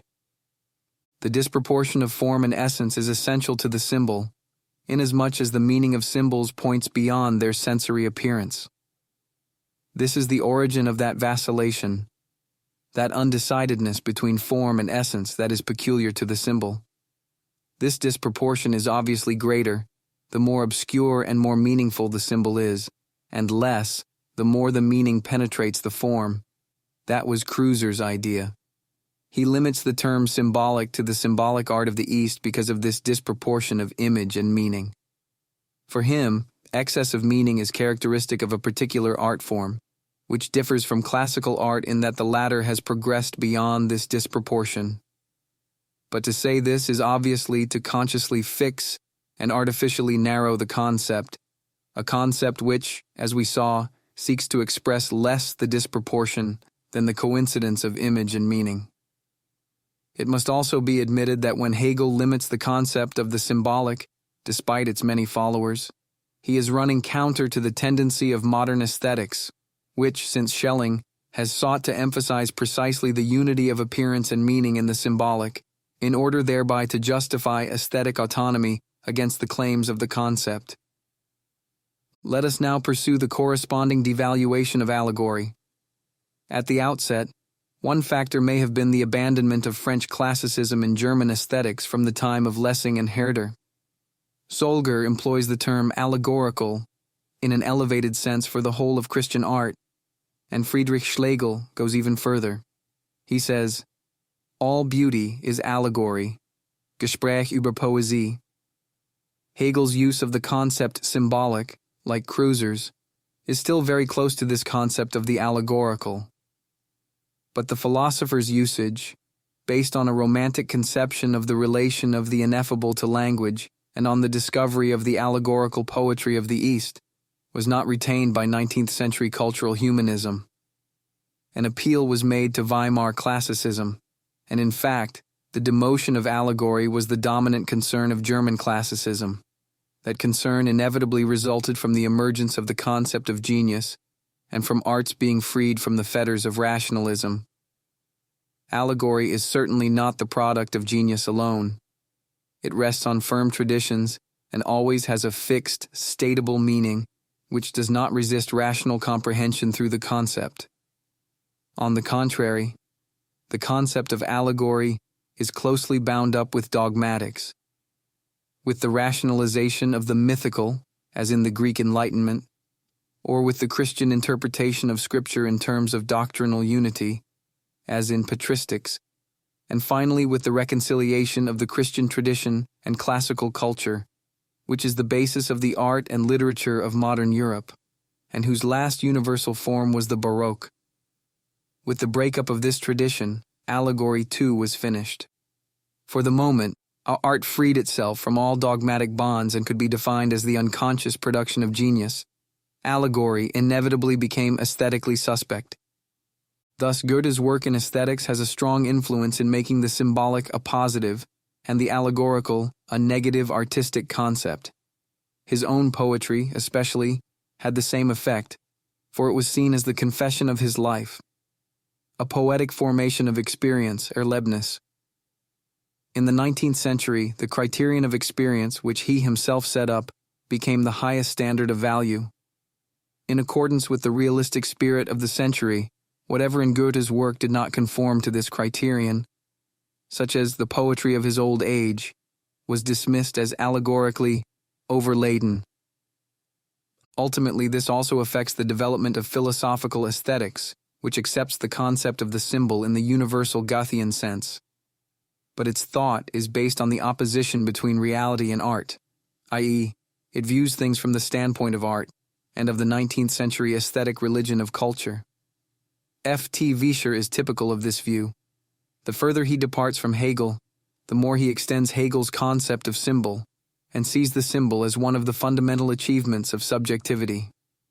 The dark symbolism of the mind gives soul and significance to what in itself lacks a soul, nature, or phenomenal appearances. Since the aesthetic consciousness, as opposed to the mythical religious, knows that it is free, the symbolism it imparts to everything is also free. However ambiguous and indeterminate the symbol still remains, it can no longer be characterized by its privative relation to the concept. Rather, it has its own positivity as a creation of the human mind. It is the perfect consonance of appearance and idea which is now, with Schelling, emphasized in the concept of symbol, whereas dissonance is reserved for allegory or mythical consciousness. Similarly, as late as Cassirer, we find that aesthetic symbolism is distinguished from mythical symbolism by the fact that in the aesthetic symbol, the tension between image and meaning has been equilibrated. A last echo of the classicist concept of the religion of art. From this survey of the linguistic history of symbol and allegory, I draw a factual inference. The fixed contrast between the two concepts, the symbol that has emerged organically and cold, rational allegory, becomes less compelling when we see its connection with the aesthetics of genius and of experience, Erlebnis. If the rediscovery of Baroque art, which can be clearly seen in the antique market, and especially in recent decades, the rediscovery of Baroque poetry, together with modern aesthetic research, has led to a certain rehabilitation of allegory. We can now see the theoretical reason for this. 19th century aesthetics was founded on the freedom of the symbol-making activity of the mind. But is that a sufficient foundation? Is not this symbol-making activity also in fact limited by the continued existence of a mythical, allegorical tradition? Once this is recognized, however, the contrast between symbol and allegory again becomes relative, whereas the prejudice of the aesthetics of Erlebnis made it appear absolute. Likewise, the difference between aesthetic consciousness and mythical consciousness can hardly be considered absolute. We need to recognize that raising such questions necessitates fundamentally revising the basic concepts of aesthetics. Obviously, we are concerned here with more than yet another change in taste and aesthetic values. Rather, the concept of aesthetic consciousness itself becomes dubious, and thus also the standpoint of art to which it belongs. Is the aesthetic approach to a work of art the appropriate one? Or is what we call aesthetic consciousness an abstraction? The revaluation of allegory that we have been describing indicates that there is a dogmatic element in aesthetic consciousness too. And if the difference between mythical and aesthetic consciousness is not absolute, does not the concept of art itself become questionable? For it is, as we have seen, a product of aesthetic consciousness. At any rate, it cannot be doubted that the great ages in the history of art were those in which people without any aesthetic consciousness, and without our concept of art, surrounded themselves with creations whose function in religious or secular life could be understood by everyone, and which gave no one solely aesthetic pleasure. Can the concept of the aesthetic Erlebnis be applied to these creations without truncating their true being? Retrieving the question of artistic truth. The dubiousness of the concept of aesthetic cultivation, Bildung. In order to gauge the extent of this question correctly, we will first undertake a historical inquiry to discover the specific, historically developed meaning of the concept of aesthetic consciousness. Obviously, today we no longer mean by aesthetic what Kant still associated with the word when he called the doctrine of space and time transcendental aesthetics, and called the doctrine of the beautiful and sublime in nature and art a critique of aesthetic judgment. The turning point seems to have been Schiller, who transformed the transcendental idea of taste into a moral demand and formulated it as an imperative: live aesthetically. In his aesthetic writings, Schiller took the radical subjectivization through which Kant had justified transcendentally the judgment of taste and its claim to universal validity, and changed it from a methodological presupposition to one of content. It is true that he was able to follow Kant himself, inasmuch as Kant had already accorded taste the significance of a transition from sensory pleasure to moral feeling. But when Schiller proclaimed that art is the practice of freedom, he was referring more to Fichte than to Kant. Kant based the a priori of taste and genius on the free play of the faculties of knowledge. Schiller reinterpreted this anthropologically in terms of Fichte's theory of impulses. The play impulse was to harmonize the form impulse and the matter impulse. Cultivating the play impulse is the end of aesthetic education. This had far-reaching consequences. For now, art, as the art of beautiful appearance, was contrasted with practical reality and understood in terms of this contrast. Instead of art and nature complementing each other, as had long seemed to be the case, They were contrasted as appearance and reality. Traditionally, the purpose of art, which also includes all conscious transformation of nature for human use, was to supplement and fill the gaps left open by nature. And the fine arts, as long as they are seen in this framework, are a perfecting of reality, not appearances that mask, veil, or transfigure it. But if the concept of art is defined as appearance in contrast to reality, then nature no longer represents a comprehensive framework. Art becomes a standpoint of its own and establishes its own autonomous claim to supremacy. Where art rules, the laws of beauty are in force, and the frontiers of reality are transcended. This ideal kingdom is to be defended against all encroachment, even against the moralistic guardianship of state and society. It is probably part of the inner shift in the ontological basis of Schiller's aesthetics that his great plan in the Letters on Aesthetic Education changes in being worked out. As we know, an education by art becomes an education to art. Instead of arts preparing us for true moral and political freedom, we have the culture of an aesthetic state, a cultured society, Bildungsgesellschaft, that takes an interest in art. But this raises a new obstacle to overcoming the Kantian dualism of the world of the senses and the world of morality, as they are overcome in the freedom of aesthetic play and the harmony of the work of art. Art's reconciliation of ideal and life is merely a local and temporary reconciliation. Beauty and art give reality only a fleeting and transfiguring sheen. The freedom of spirit to which they raise one up is freedom merely in an aesthetic state, and not in reality. Thus, beneath the dualism of is and ought that Kant reconciles aesthetically, a more profound unresolved dualism opens up. The poetry of aesthetic reconciliation must seek its own self-consciousness against the prose of alienated reality. The concept of reality to which Schiller opposes poetry is undoubtedly no longer Kantian. For Kant always starts, as we have seen, from natural beauty. But since, for the purpose of criticizing dogmatic metaphysics, Kant limited his concept of knowledge wholly to the possibility of pure natural science, and thus did not contest the validity of the nominalist concept of reality. The ontological difficulty in which 19th century aesthetics found itself goes back ultimately to Kant himself. Under the domination of nominalist prejudices, aesthetic being can be only inadequately and imperfectly understood. Basically, it is to the phenomenological criticism of 19th century psychology and epistemology that we owe our liberation from the concepts that prevented an appropriate understanding of aesthetic being. This critique has shown the erroneousness of all attempts to conceive the mode of being of the aesthetic in terms of the experience of reality and as a modification of it.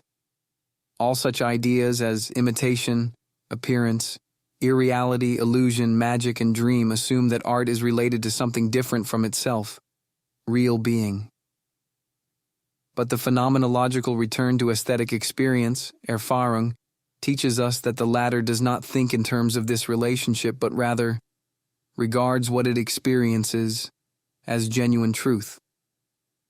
Correlatively, the nature of aesthetic experience is such that it cannot be disappointed by any more genuine experience of reality. By contrast, an experience of disappointment does necessarily correspond to all of the above-mentioned modifications of the experience of reality. What was only appearance reveals itself. What lacked reality acquires it. What was magical loses its magic. What was illusion is seen through, and from what was a dream we awaken. If the aesthetic were mere appearance in this sense, then its force, like the terror of dreams, could last only as long as there was no doubt about its reality, and it would lose its truth on waking. The shift in the ontological definition of the aesthetic toward the concept of aesthetic appearance has its theoretical basis in the fact that the domination of the scientific model of epistemology leads to discrediting all the possibilities of knowing that lie outside this new methodology. Let us recall that in the well-known quotation from which we started, Helmholtz knew no better way to characterize the quality that distinguishes work in the human sciences from that in the natural sciences than by describing it as artistic. Corresponding positively to this theoretical relationship is what we may call Aesthetic consciousness. It is given with the standpoint of art, which Schiller first founded. For just as the art of beautiful appearance is opposed to reality, so aesthetic consciousness includes an alienation from reality. It is a form of the alienated spirit, which is how Hegel understood culture, Bildung. The ability to adopt an aesthetic stance is part of cultured, gebildete consciousness. For in aesthetic consciousness we find the features that distinguish cultured consciousness, rising to the universal, distancing from the particularity of immediate acceptance or rejection, respecting what does not correspond to one's own expectation or preference. We have discussed above the meaning of the concept of taste in this context. However, the unity of an ideal of taste that distinguishes a society and bonds its members together differs from that which constitutes the figure of aesthetic culture. Taste still obeys a criterion of content. What is considered valid in a society, its ruling taste, receives its stamp from the commonalities of social life. Such a society chooses and knows what belongs to it and what does not. Even its artistic interests are not arbitrary or in principle universal, but what artists create and what the society values belong together in the unity of a style of life and an ideal of taste. In contrast, the idea of aesthetic cultivation, as we derived it from Schiller, consists precisely in precluding any criterion of content and in dissociating the work of art from its world. One expression of this dissociation is that the domain to which the aesthetically cultivated consciousness lays claim is expanded to become universal. Everything to which it ascribes quality belongs to it. It no longer chooses, because it is itself nothing, nor does it seek to be anything on which choice could be based. Through reflection, aesthetic consciousness has passed beyond any determining and determinate taste, and itself represents a total lack of determinacy. It no longer admits that the work of art and its world belong to each other, but on the contrary, aesthetic consciousness is the experiencing center from which everything considered art is measured. What we call a work of art and experience aesthetically depends on a process of abstraction. By disregarding everything in which a work is rooted, its original context of life, and the religious or secular function that gave it significance, it becomes visible as the pure work of art. In performing this abstraction, aesthetic consciousness performs a task that is positive in itself. It shows what a pure work of art is, and allows it to exist in its own right. I call this aesthetic differentiation. Whereas a definite taste differentiates, i.e., selects and rejects on the basis of some content, aesthetic differentiation is an abstraction that selects only on the basis of aesthetic quality as such. It is performed in the self-consciousness of aesthetic experiences. Aesthetic experience is directed towards what is supposed to be the work proper. What it ignores are the extra aesthetic elements that cling to it, such as purpose, function, the significance of its content. These elements may be significant enough inasmuch as they situate the work in its world and thus determine the whole meaningfulness that it originally possessed. But as art, the work must be distinguished from all that. It practically defines aesthetic consciousness to say that it differentiates what is aesthetically intended from everything that is outside the aesthetic sphere. It abstracts from all the conditions of a work's accessibility. Thus, this is a specifically aesthetic kind of differentiation. It distinguishes the aesthetic quality of a work from all the elements of content that induce us to take up a moral or religious stance towards it, and presents it solely by itself in its aesthetic being. Similarly, in the performing arts, it differentiates between the original, play, or musical composition, and its performance, and in such a way that both the original, in contrast to the reproduction, and the reproduction in itself, in contrast to the original or other possible interpretations, can be posited as what is aesthetic. The sovereignty of aesthetic consciousness consists in its capacity to make this aesthetic differentiation everywhere, and to see everything aesthetically. Since aesthetic consciousness claims to embrace everything of artistic value, it has the character of simultaneity. As aesthetic, its form of reflection in which it moves is therefore not only present, For inasmuch as aesthetic consciousness makes everything it values simultaneous, it constitutes itself as historical at the same time. It is not just that it includes historical knowledge and uses it as a distinguishing mark. Rather, the dissolution of all taste determined by content as proper to aesthetic taste is also seen explicitly in the creative work of artists who turn to the historical. The historical picture which does not originate in a contemporary need to depict, but is a representation in historical retrospection. The historical novel, and above all the historicizing forms of 19th century architecture that indulged in continual stylistic reminiscence, show how closely the aesthetic and the historical belong together in a cultured consciousness. It might be objected that simultaneity does not originate with aesthetic differentiation, but has always resulted from the integrating process of historical life. The great works of architecture, at least, continue to exist in the life of the present as living witnesses of the past, and all preservation of inherited manners and behavior, images and decoration, does the same thing, for it too mediates an older way of life to that of the present. But aesthetically cultured consciousness is different from this. It does not see itself as this kind of integration of the ages. The simultaneity peculiar to it is based on the consciousness of historical relativity of taste. De facto contemporaneity becomes simultaneity in principle only when one is fundamentally prepared to resist denigrating any taste that differs from one's own good taste. In place of the unity of a taste, we now have a mobile sense of quality. The aesthetic differentiation, performed by aesthetic consciousness, also creates an external existence for itself. It proves its productivity by reserving special sites for simultaneity. The universal library in the sphere of literature, the museum, the theater, the concert hall, etc.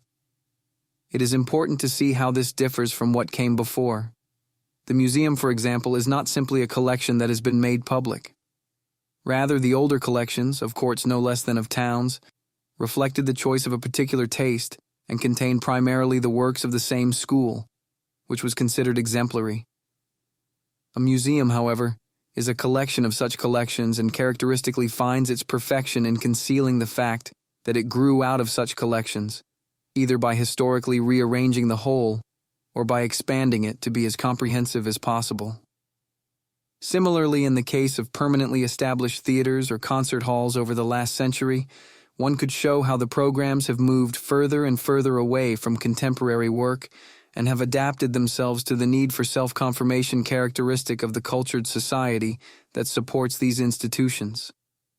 Even art forms such as architecture that seem opposed to it are drawn into the simultaneity of aesthetic experience, either through the modern techniques of reproduction, which turn buildings into pictures, or through modern tourism, which turns traveling into browsing through picture books. Thus, through aesthetic differentiation, the work loses its place in the world to which it belongs insofar as it belongs instead to aesthetic consciousness. Correlatively, the artist too loses their place in the world. This is seen in the discrediting of what is called commissioned art. In an era when public consciousness is dominated by the idea that art is based on experience, it is necessary to recall that creation out of a free inspiration, without a commission, a given theme and a given occasion, was formerly the exception rather than the rule in artistic work.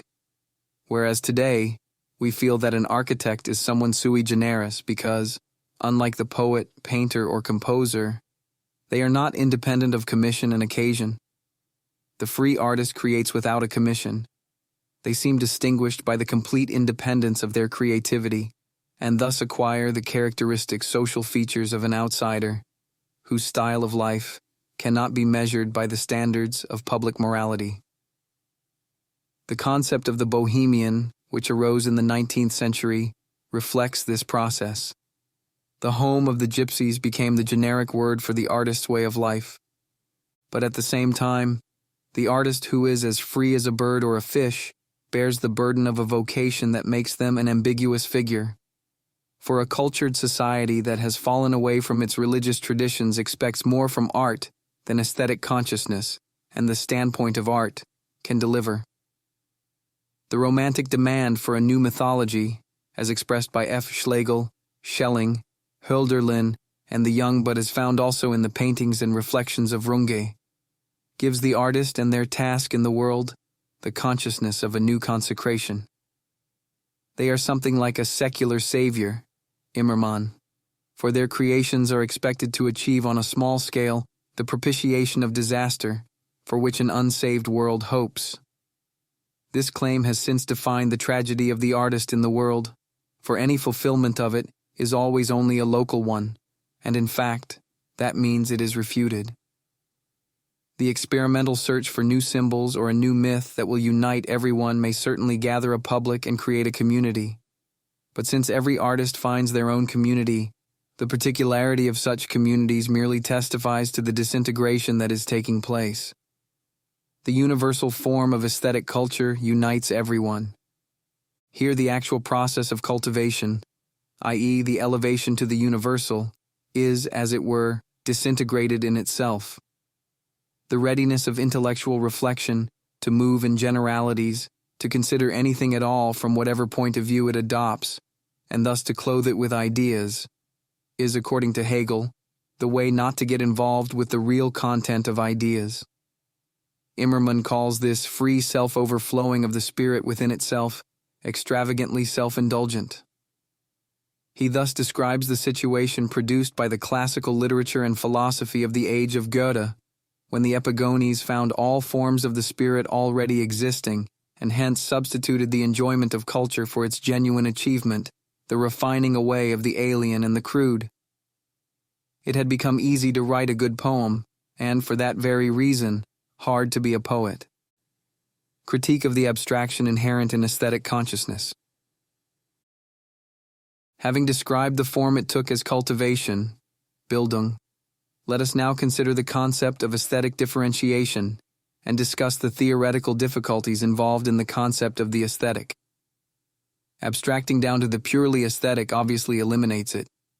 This is most evident in Hamann's attempt to develop a systematic aesthetics on the basis of Kant's distinctions. Hamann's work is notable for the fact that he really does go back to Kant's transcendental intention and thus demolishes the one-sided use of Erlebnis as the sole criterion of art.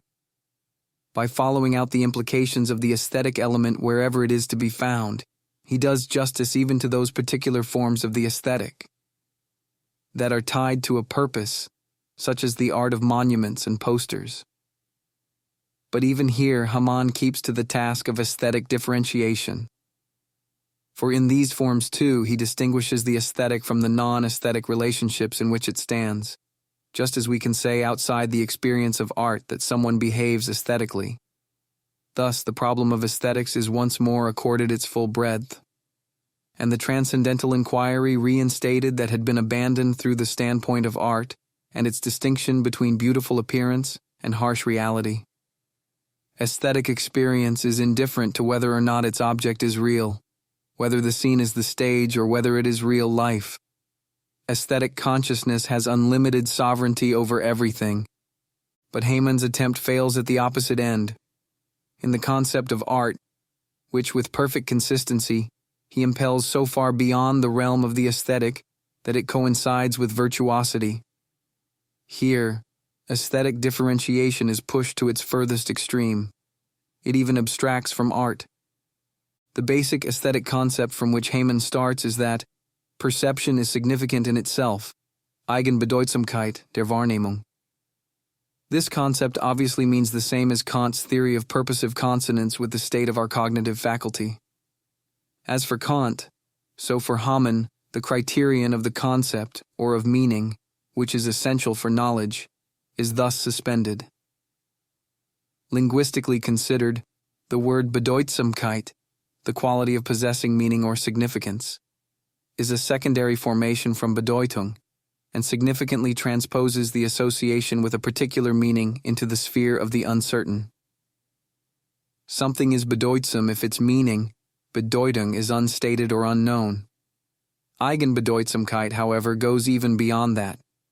If a thing is eigenbedeutsam, significant in itself, rather than fremdbedeutsam, significant in relation to something else, it dissociates itself from everything that could determine its meaning. Can such a concept be a solid ground for aesthetics? Can one use the concept significant in itself for a perception at all?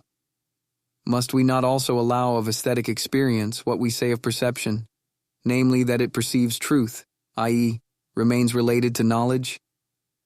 It is worthwhile to recall Aristotle here. He showed that all aesthesis tends toward a universal, even if every sense has its own specific field, and thus what is immediately given in it is not universal. But the specific sensory perception of something as such is an abstraction. The fact is that we see sensory particulars in relation to something universal. For example, we recognize a white phenomenon as a man. Now, aesthetic vision is certainly characterized by not hurrying to relate what one sees to a universal, the known significance, the intended purpose, etc., but by dwelling on it as something aesthetic. But that still does not stop us from seeing relationships, e.g., recognizing that this white phenomenon, which we admire aesthetically, is in fact a man. Thus, our perception is never a simple reflection of what is given to the senses.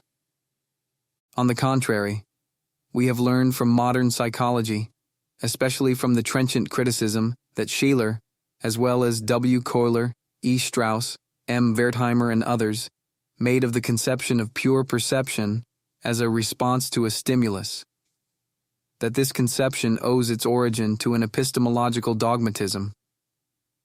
Its true sense is merely a normative one.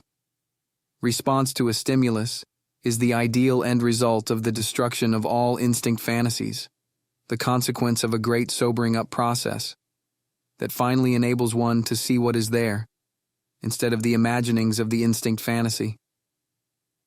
But that means that pure perception, defined as the adequacy of response to stimulus, is merely an ideal limiting case. There is a second point, however. Even perception conceived as an adequate response to a stimulus would never be a mere mirroring of what is there, for it would always remain an understanding of something as something. All understanding as is an articulation of what is there, in that it looks away from, looks at, sees together as. All of this can occupy the center of an observation or can merely accompany seeing, at its edge or in the background. Thus there is no doubt that as an articulating reading of what is there, vision disregards much of what is there, so that for sight it is simply not there anymore. So too, expectations lead it to read in what is not there at all.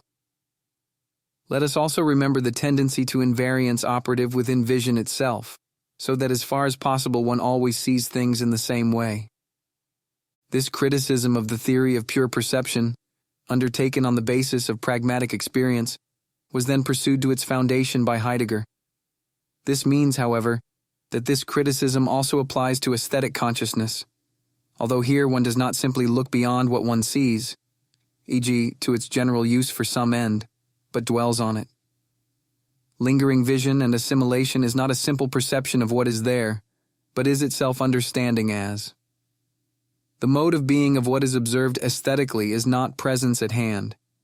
In the case of significant representation, e.g., in works of plastic art, providing that they are not non-representational and abstract, the fact of their significance obviously directs the way what is seen is read. Only if we recognize what is represented are we able to read a picture. In fact, that is what ultimately makes it a picture. Seeing means articulating.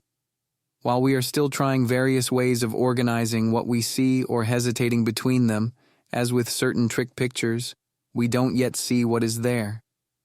The trick picture is, as it were, the artificial perpetuation of this hesitation, the agony of seeing. The same is true of the literary work. Only when we understand a text, that is, are at least in command of its language, can it be a work of literary art for us. Even in listening to absolute music, we must understand it. And only when we understand it, when it is clear to us, does it exist as an artistic creation for us. Thus, although absolute music is a pure movement of form as such, a kind of auditory mathematics where there is no content with an objective meaning that we can discern, understanding it nevertheless involves entering into a relation with what is meaningful. It is the indefiniteness of this relation that marks such music's specific relation to meaning. Pure seeing and pure hearing are dogmatic abstractions that artificially reduce phenomena. Perception always includes meaning.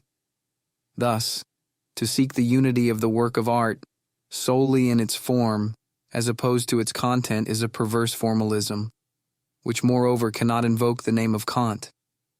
Kant had something quite different in mind with his concept of form.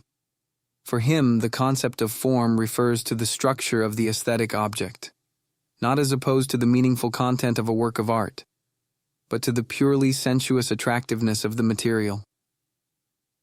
The so-called objective content is not material waiting for subsequent formation, but is already bound up with the unity of form and meaning in the work of art. The word motif, common in the language of painters, illustrates this. It can be representational as well as abstract, but in either case, as a motif, it is seen ontologically, non-material, anu hules. That in no way means it is without content. Rather, what makes a motif is that it has unity in a convincing way, and that the artist has carried through this unity as the unity of a meaning, just as the viewer understands it as a unity. In this connection, Kant speaks of aesthetic ideas, to which much that is unnameable is added. That is his way of going beyond the transcendental purity of the aesthetic and recognizing the mode of being of art. As we have shown above, he was far from seeking to avoid the intellectualization of pure aesthetic pleasure. The arabesque is by no means his aesthetic ideal, but merely a favorite methodological example. In order to do justice to art, aesthetics must go beyond itself and surrender the purity of the aesthetic. But would this really give it a firm position? In Kant, the concept of genius had a transcendental function, and the concept of art was grounded through it. We saw how this concept of genius was extended by his successors to become the universal basis of aesthetics. But is the concept of genius really suited to this? Modern artistic consciousness seems to suggest it is not. A kind of twilight of genius seems to have set in. The idea of the somnambulatory unconsciousness with which genius creates, an idea that can, however, be legitimated by Goethe's description of his own manner of writing poetry, today appears to be false romanticism. A poet like Paul Valéry has opposed to it the criterion of an artist and engineer such as Leonardo da Vinci, in whose total genius craftsmanship, mechanical invention, and artistic genius were still undifferentiably one. Popular consciousness, however, is still affected by the 18th century cult of genius and the sacralization of art that we have found to be characteristic of bourgeois society in the 19th century. This is confirmed by the fact that the concept of genius is now fundamentally conceived from the point of view of the observer.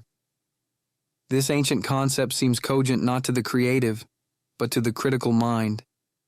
The fact that to the observer the work seems to be a miracle, something inconceivable for anyone to make, is reflected as a miraculousness of creation by inspired genius. Those who create then use these same categories in regard to themselves, and thus the genius cult of the 18th century was certainly nourished by artists too. But they have never gone as far in self-apotheosis as bourgeois society would have allowed them to. The self-knowledge of the artist remains far more down to earth. They see possibilities of making and doing, and questions of technique, where the observer seeks inspiration, mystery, and deeper meaning. If one wants to take account of this criticism of the theory of the unconscious productivity of genius, one is again faced with the problem that Kant solved by the transcendental function he assigned to the concept of genius.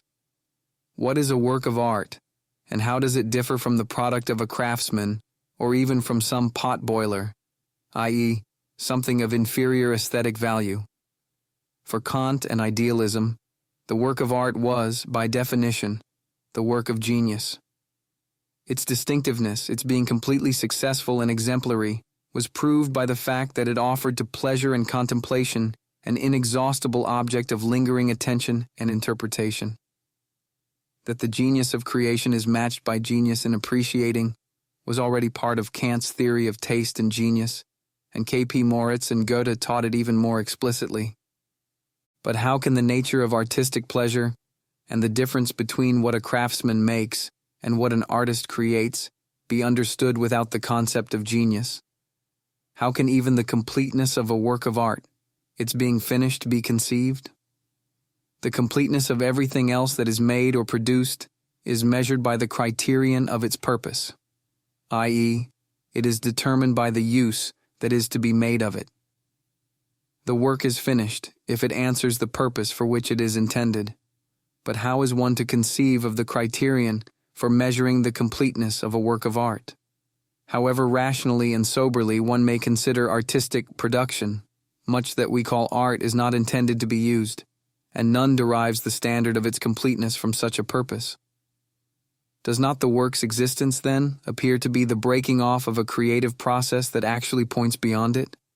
Perhaps in itself it cannot be completed at all? Paul Valéry, in fact, thought this was the case, but he did not work out the consequence that followed for someone who encounters a work of art and endeavors to understand it. If it is true that a work of art is not, in itself, completable, what is the criterion for appropriate reception and understanding?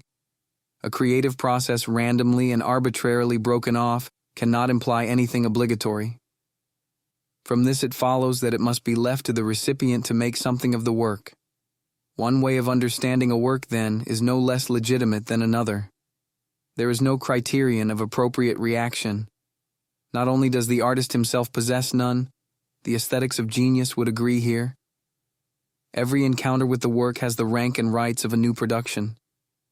This seems to me an untenable hermeneutic nihilism. If Valéry sometimes drew such conclusions for his work in order to avoid the myth of the unconscious productivity of genius, he has, in my view, become entangled in it, for now he transfers to reader and interpreter the authority of absolute creation that he himself no longer desires to exert. But genius in understanding is, in fact, of no more help than genius in creation. The same aporia arises if one starts from the concept of aesthetic experience rather than that of genius. On this topic, the fundamental essay by Georg von Lukács, The Subject-Object Relation in Aesthetics, addresses the problem. He ascribes a Heraclitean structure to the aesthetic sphere, by which he means that the unity of the aesthetic object is not actually given. The work of art is only an empty form, a mere nodal point in the possible variety of aesthetic experiences, Erlebnisse, and the aesthetic object exists in these experiences alone. As is evident, absolute discontinuity, i.e., the disintegration of the unity of the aesthetic object into the multiplicity of experiences, is the necessary consequence of an aesthetics of Erlebnis. Following Lukács' ideas, Oscar Becker has stated outright that, in terms of time, the work exists only in a moment, i.e. now. It is now this work and now it is this work. Actually, that is logical. Basing aesthetics on experience leads to an absolute series of points, which annihilates the unity of the work of art, the identity of the artist with themselves, and the identity of the person understanding or enjoying the work of art. By acknowledging the destructive consequences of subjectivism and describing the self-annihilation of aesthetic immediacy, Kierkegaard seems to me to have been the first to show the untenability of this position. His doctrine of the aesthetic stage of existence is developed from the standpoint of the moralist, who has seen how desperate and untenable is existence in pure immediacy and discontinuity. Hence, his criticism of aesthetic consciousness is of fundamental importance, because he shows the inner contradictions of aesthetic existence, so that it is forced to go beyond itself. Since the aesthetic stage of existence proves itself untenable, we recognize that even the phenomenon of art imposes an ineluctable task on existence, namely to achieve that continuity of self-understanding which alone can support human existence, despite the demands of the absorbing presence of the momentary aesthetic impression. If one still wanted to define the nature of aesthetic existence in a way that constructed it outside the hermeneutic continuity of human existence, then I think one would have missed the point of Kierkegaard's criticism. Admittedly, the natural, as a joint condition of our mental life, limits our self-understanding, and does so by projecting itself into the mental in many forms, as myth, as dream, as the unconscious preformation of conscious life. And one must admit that aesthetic phenomena similarly manifest the limits of Dasein's historical self-understanding. But we are given no vantage point that would allow us to see these limits and conditions in themselves, or to see ourselves from the outside, as limited and conditioned in this way. Even what is closed to our understanding, we ourselves experience as limiting, and consequently it still belongs to the continuity of self-understanding in which human existence moves.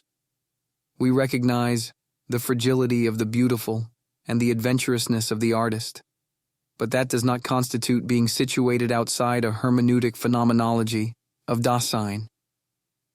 Rather, it sets the task of preserving the hermeneutic continuity which constitutes our being, despite the discontinuity intrinsic to aesthetic being and aesthetic experience.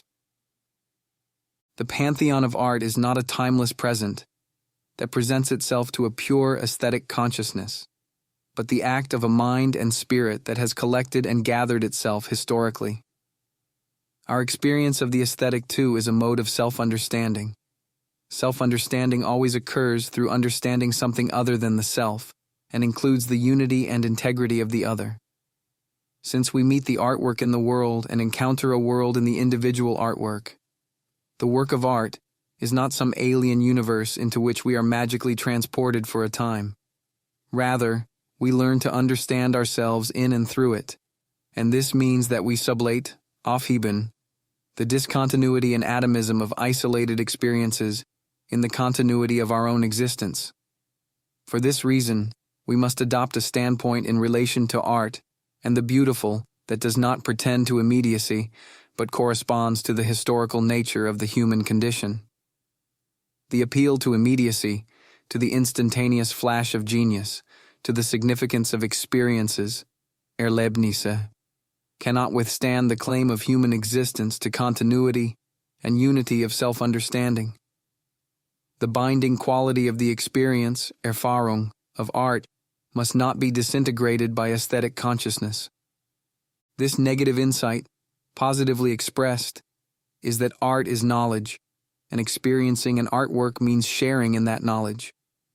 This raises the question of how one can do justice to the truth of aesthetic experience, Erfahrung, and overcome the radical subjectivization of the aesthetic that began with Kant's critique of aesthetic judgment. We have shown that it was a methodological abstraction corresponding to a quite particular transcendental task of laying foundations, which led Kant to relate aesthetic judgment entirely to the condition of the subject. If, however, this aesthetic abstraction was subsequently understood as a content and was changed into the demand that art be understood purely aesthetically, we can now see how this demand for abstraction ran into indissoluble contradiction with the true experience of art. Is there to be no knowledge in art? Does not the experience of art contain a claim to truth which is certainly different from that of science, but just as certainly is not inferior to it? And is not the task of aesthetics precisely to ground the fact that the experience, Erfahrung, of art is a mode of knowledge of a unique kind, certainly different from that sensory knowledge which provides science with the ultimate data from which it constructs the knowledge of nature, and certainly different from all moral rational knowledge, and indeed from all conceptual knowledge, but still knowledge, i.e., conveying truth? This can hardly be recognized if, with Kant, one measures the truth of knowledge by the scientific concept of knowledge and the scientific concept of reality. It is necessary to take the concept of experience, Erfahrung, more broadly than Kant did, so that the experience of the work of art can be understood as experience. For this, we can appeal to Hegel's admirable lectures on aesthetics. Here the truth that lies in every artistic experience is recognized, and at the same time mediated with historical consciousness. Hence, aesthetics becomes a history of worldviews, i.e., a history of truth, as it is manifested in the mirror of art. It is also a fundamental recognition of the task that I formulated thus. to legitimate the knowledge of truth that occurs in the experience of art itself. The familiar concept of worldview, which first appears in Hegel in the Phenomenology of Mind as a term for Kant's and Fichte's postulatory amplification of the basic moral experience into a moral world order, acquires its special stamp only in aesthetics. It is the multiplicity and the possible change of worldviews that has given the concept of worldview its familiar ring. But the history of art is the best example of this, because this historical multiplicity cannot be superseded through progress towards the one, true art. Admittedly, Hegel was able to recognize the truth of art only by subordinating it to philosophy's comprehensive knowledge and by constructing the history of worldviews like world history and the history of philosophy from the viewpoint of the present's complete self-consciousness. But this cannot be regarded simply as a wrong turn, for the sphere of subjective mind has been far exceeded. Hegel's move beyond it remains a lasting element of truth in his thought. Certainly, inasmuch as it makes conceptual truth omnipotent, since the concept supersedes all experience, Hegel's philosophy at the same time disavows the way of truth it has recognized in the experience of art. If we want to justify art as a way of truth in its own right, then we must fully realize what truth means here. It is in the human sciences as a whole that an answer to this question must be found, for they seek not to surpass but to understand the variety of experiences, whether of aesthetic, historical, religious, or political consciousness, but that means they expect to find truth in them. We will have to go into the relationship between Hegel and the self-understanding of the human sciences represented by the historical school, and also into the way the two differ about what makes it possible to understand aright what truth means in the human sciences. At any rate, we will not be able to do justice to the problem of art from the point of view of aesthetic consciousness, but only within this wider framework. We made only one step in this direction in seeking to correct the self-interpretation of aesthetic consciousness and in retrieving the question of the truth of art, to which the aesthetic experience bears witness. Thus, our concern is to view the experience of art in such a way that it is understood as experience, Erfahrung. The experience of art should not be falsified by being turned into a possession of aesthetic culture, thus neutralizing its special claim. We will see that this involves a far-reaching hermeneutical consequence, for all encounter with the language of art is an encounter with an unfinished event, and is itself part of this event. This is what must be emphasized against aesthetic consciousness, and its neutralization of the question of truth. If speculative idealism sought to overcome the aesthetic subjectivism and agnosticism based on Kant, by elevating itself to the standpoint of infinite knowledge, then, as we have seen, this Gnostic self-redemption of finitude involved arts being superseded by philosophy. We, instead, will have to hold firmly to the standpoint of finiteness. It seems to me that the productive thing about Heidegger's criticism of modern subjectivism is that his temporal interpretation of being has opened up new possibilities. Interpreting being from the horizon of time does not mean, as it is constantly misunderstood to mean, that Dasein is radically temporal, so that it can no longer be considered as everlasting or eternal, but is understandable only in relation to its own time and future.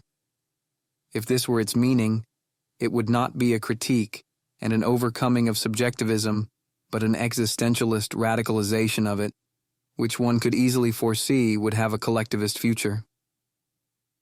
The philosophical question involved here, however, is directed precisely at this subjectivism itself. The latter is driven to its furthest point only in order to question it. The philosophical question asks, what is the being of self-understanding? With this question, it fundamentally transcends the horizon of this self-understanding. In disclosing time as the ground hidden from self-understanding, it does not preach blind commitment out of nihilistic despair, but opens itself to a hitherto concealed experience that transcends thinking from the position of subjectivity, an experience that Heidegger calls being. In order to do justice to the experience, Erfahrung, of art, we began with a critique of aesthetic consciousness.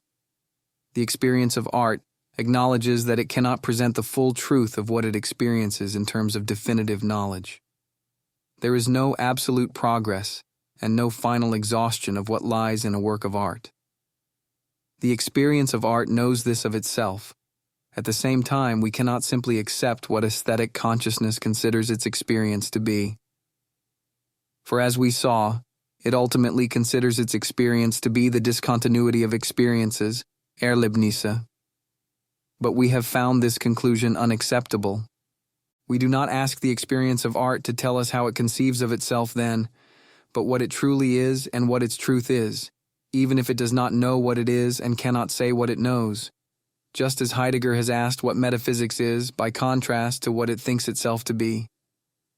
In the experience of art, we see a genuine experience, Erfahrung, induced by the work, which does not leave him who has it unchanged, and we inquire into the mode of being of what is experienced in this way. So we hope to better understand what kind of truth it is that encounters us there. We will see that this opens up the dimension in which, in the understanding practiced by the human sciences, the question of truth is raised in a new way. If we want to know what truth is in the field of the human sciences, we will have to ask the philosophical question of the whole procedure of the human sciences in the same way that Heidegger asked it of metaphysics, and we have asked it of aesthetic consciousness.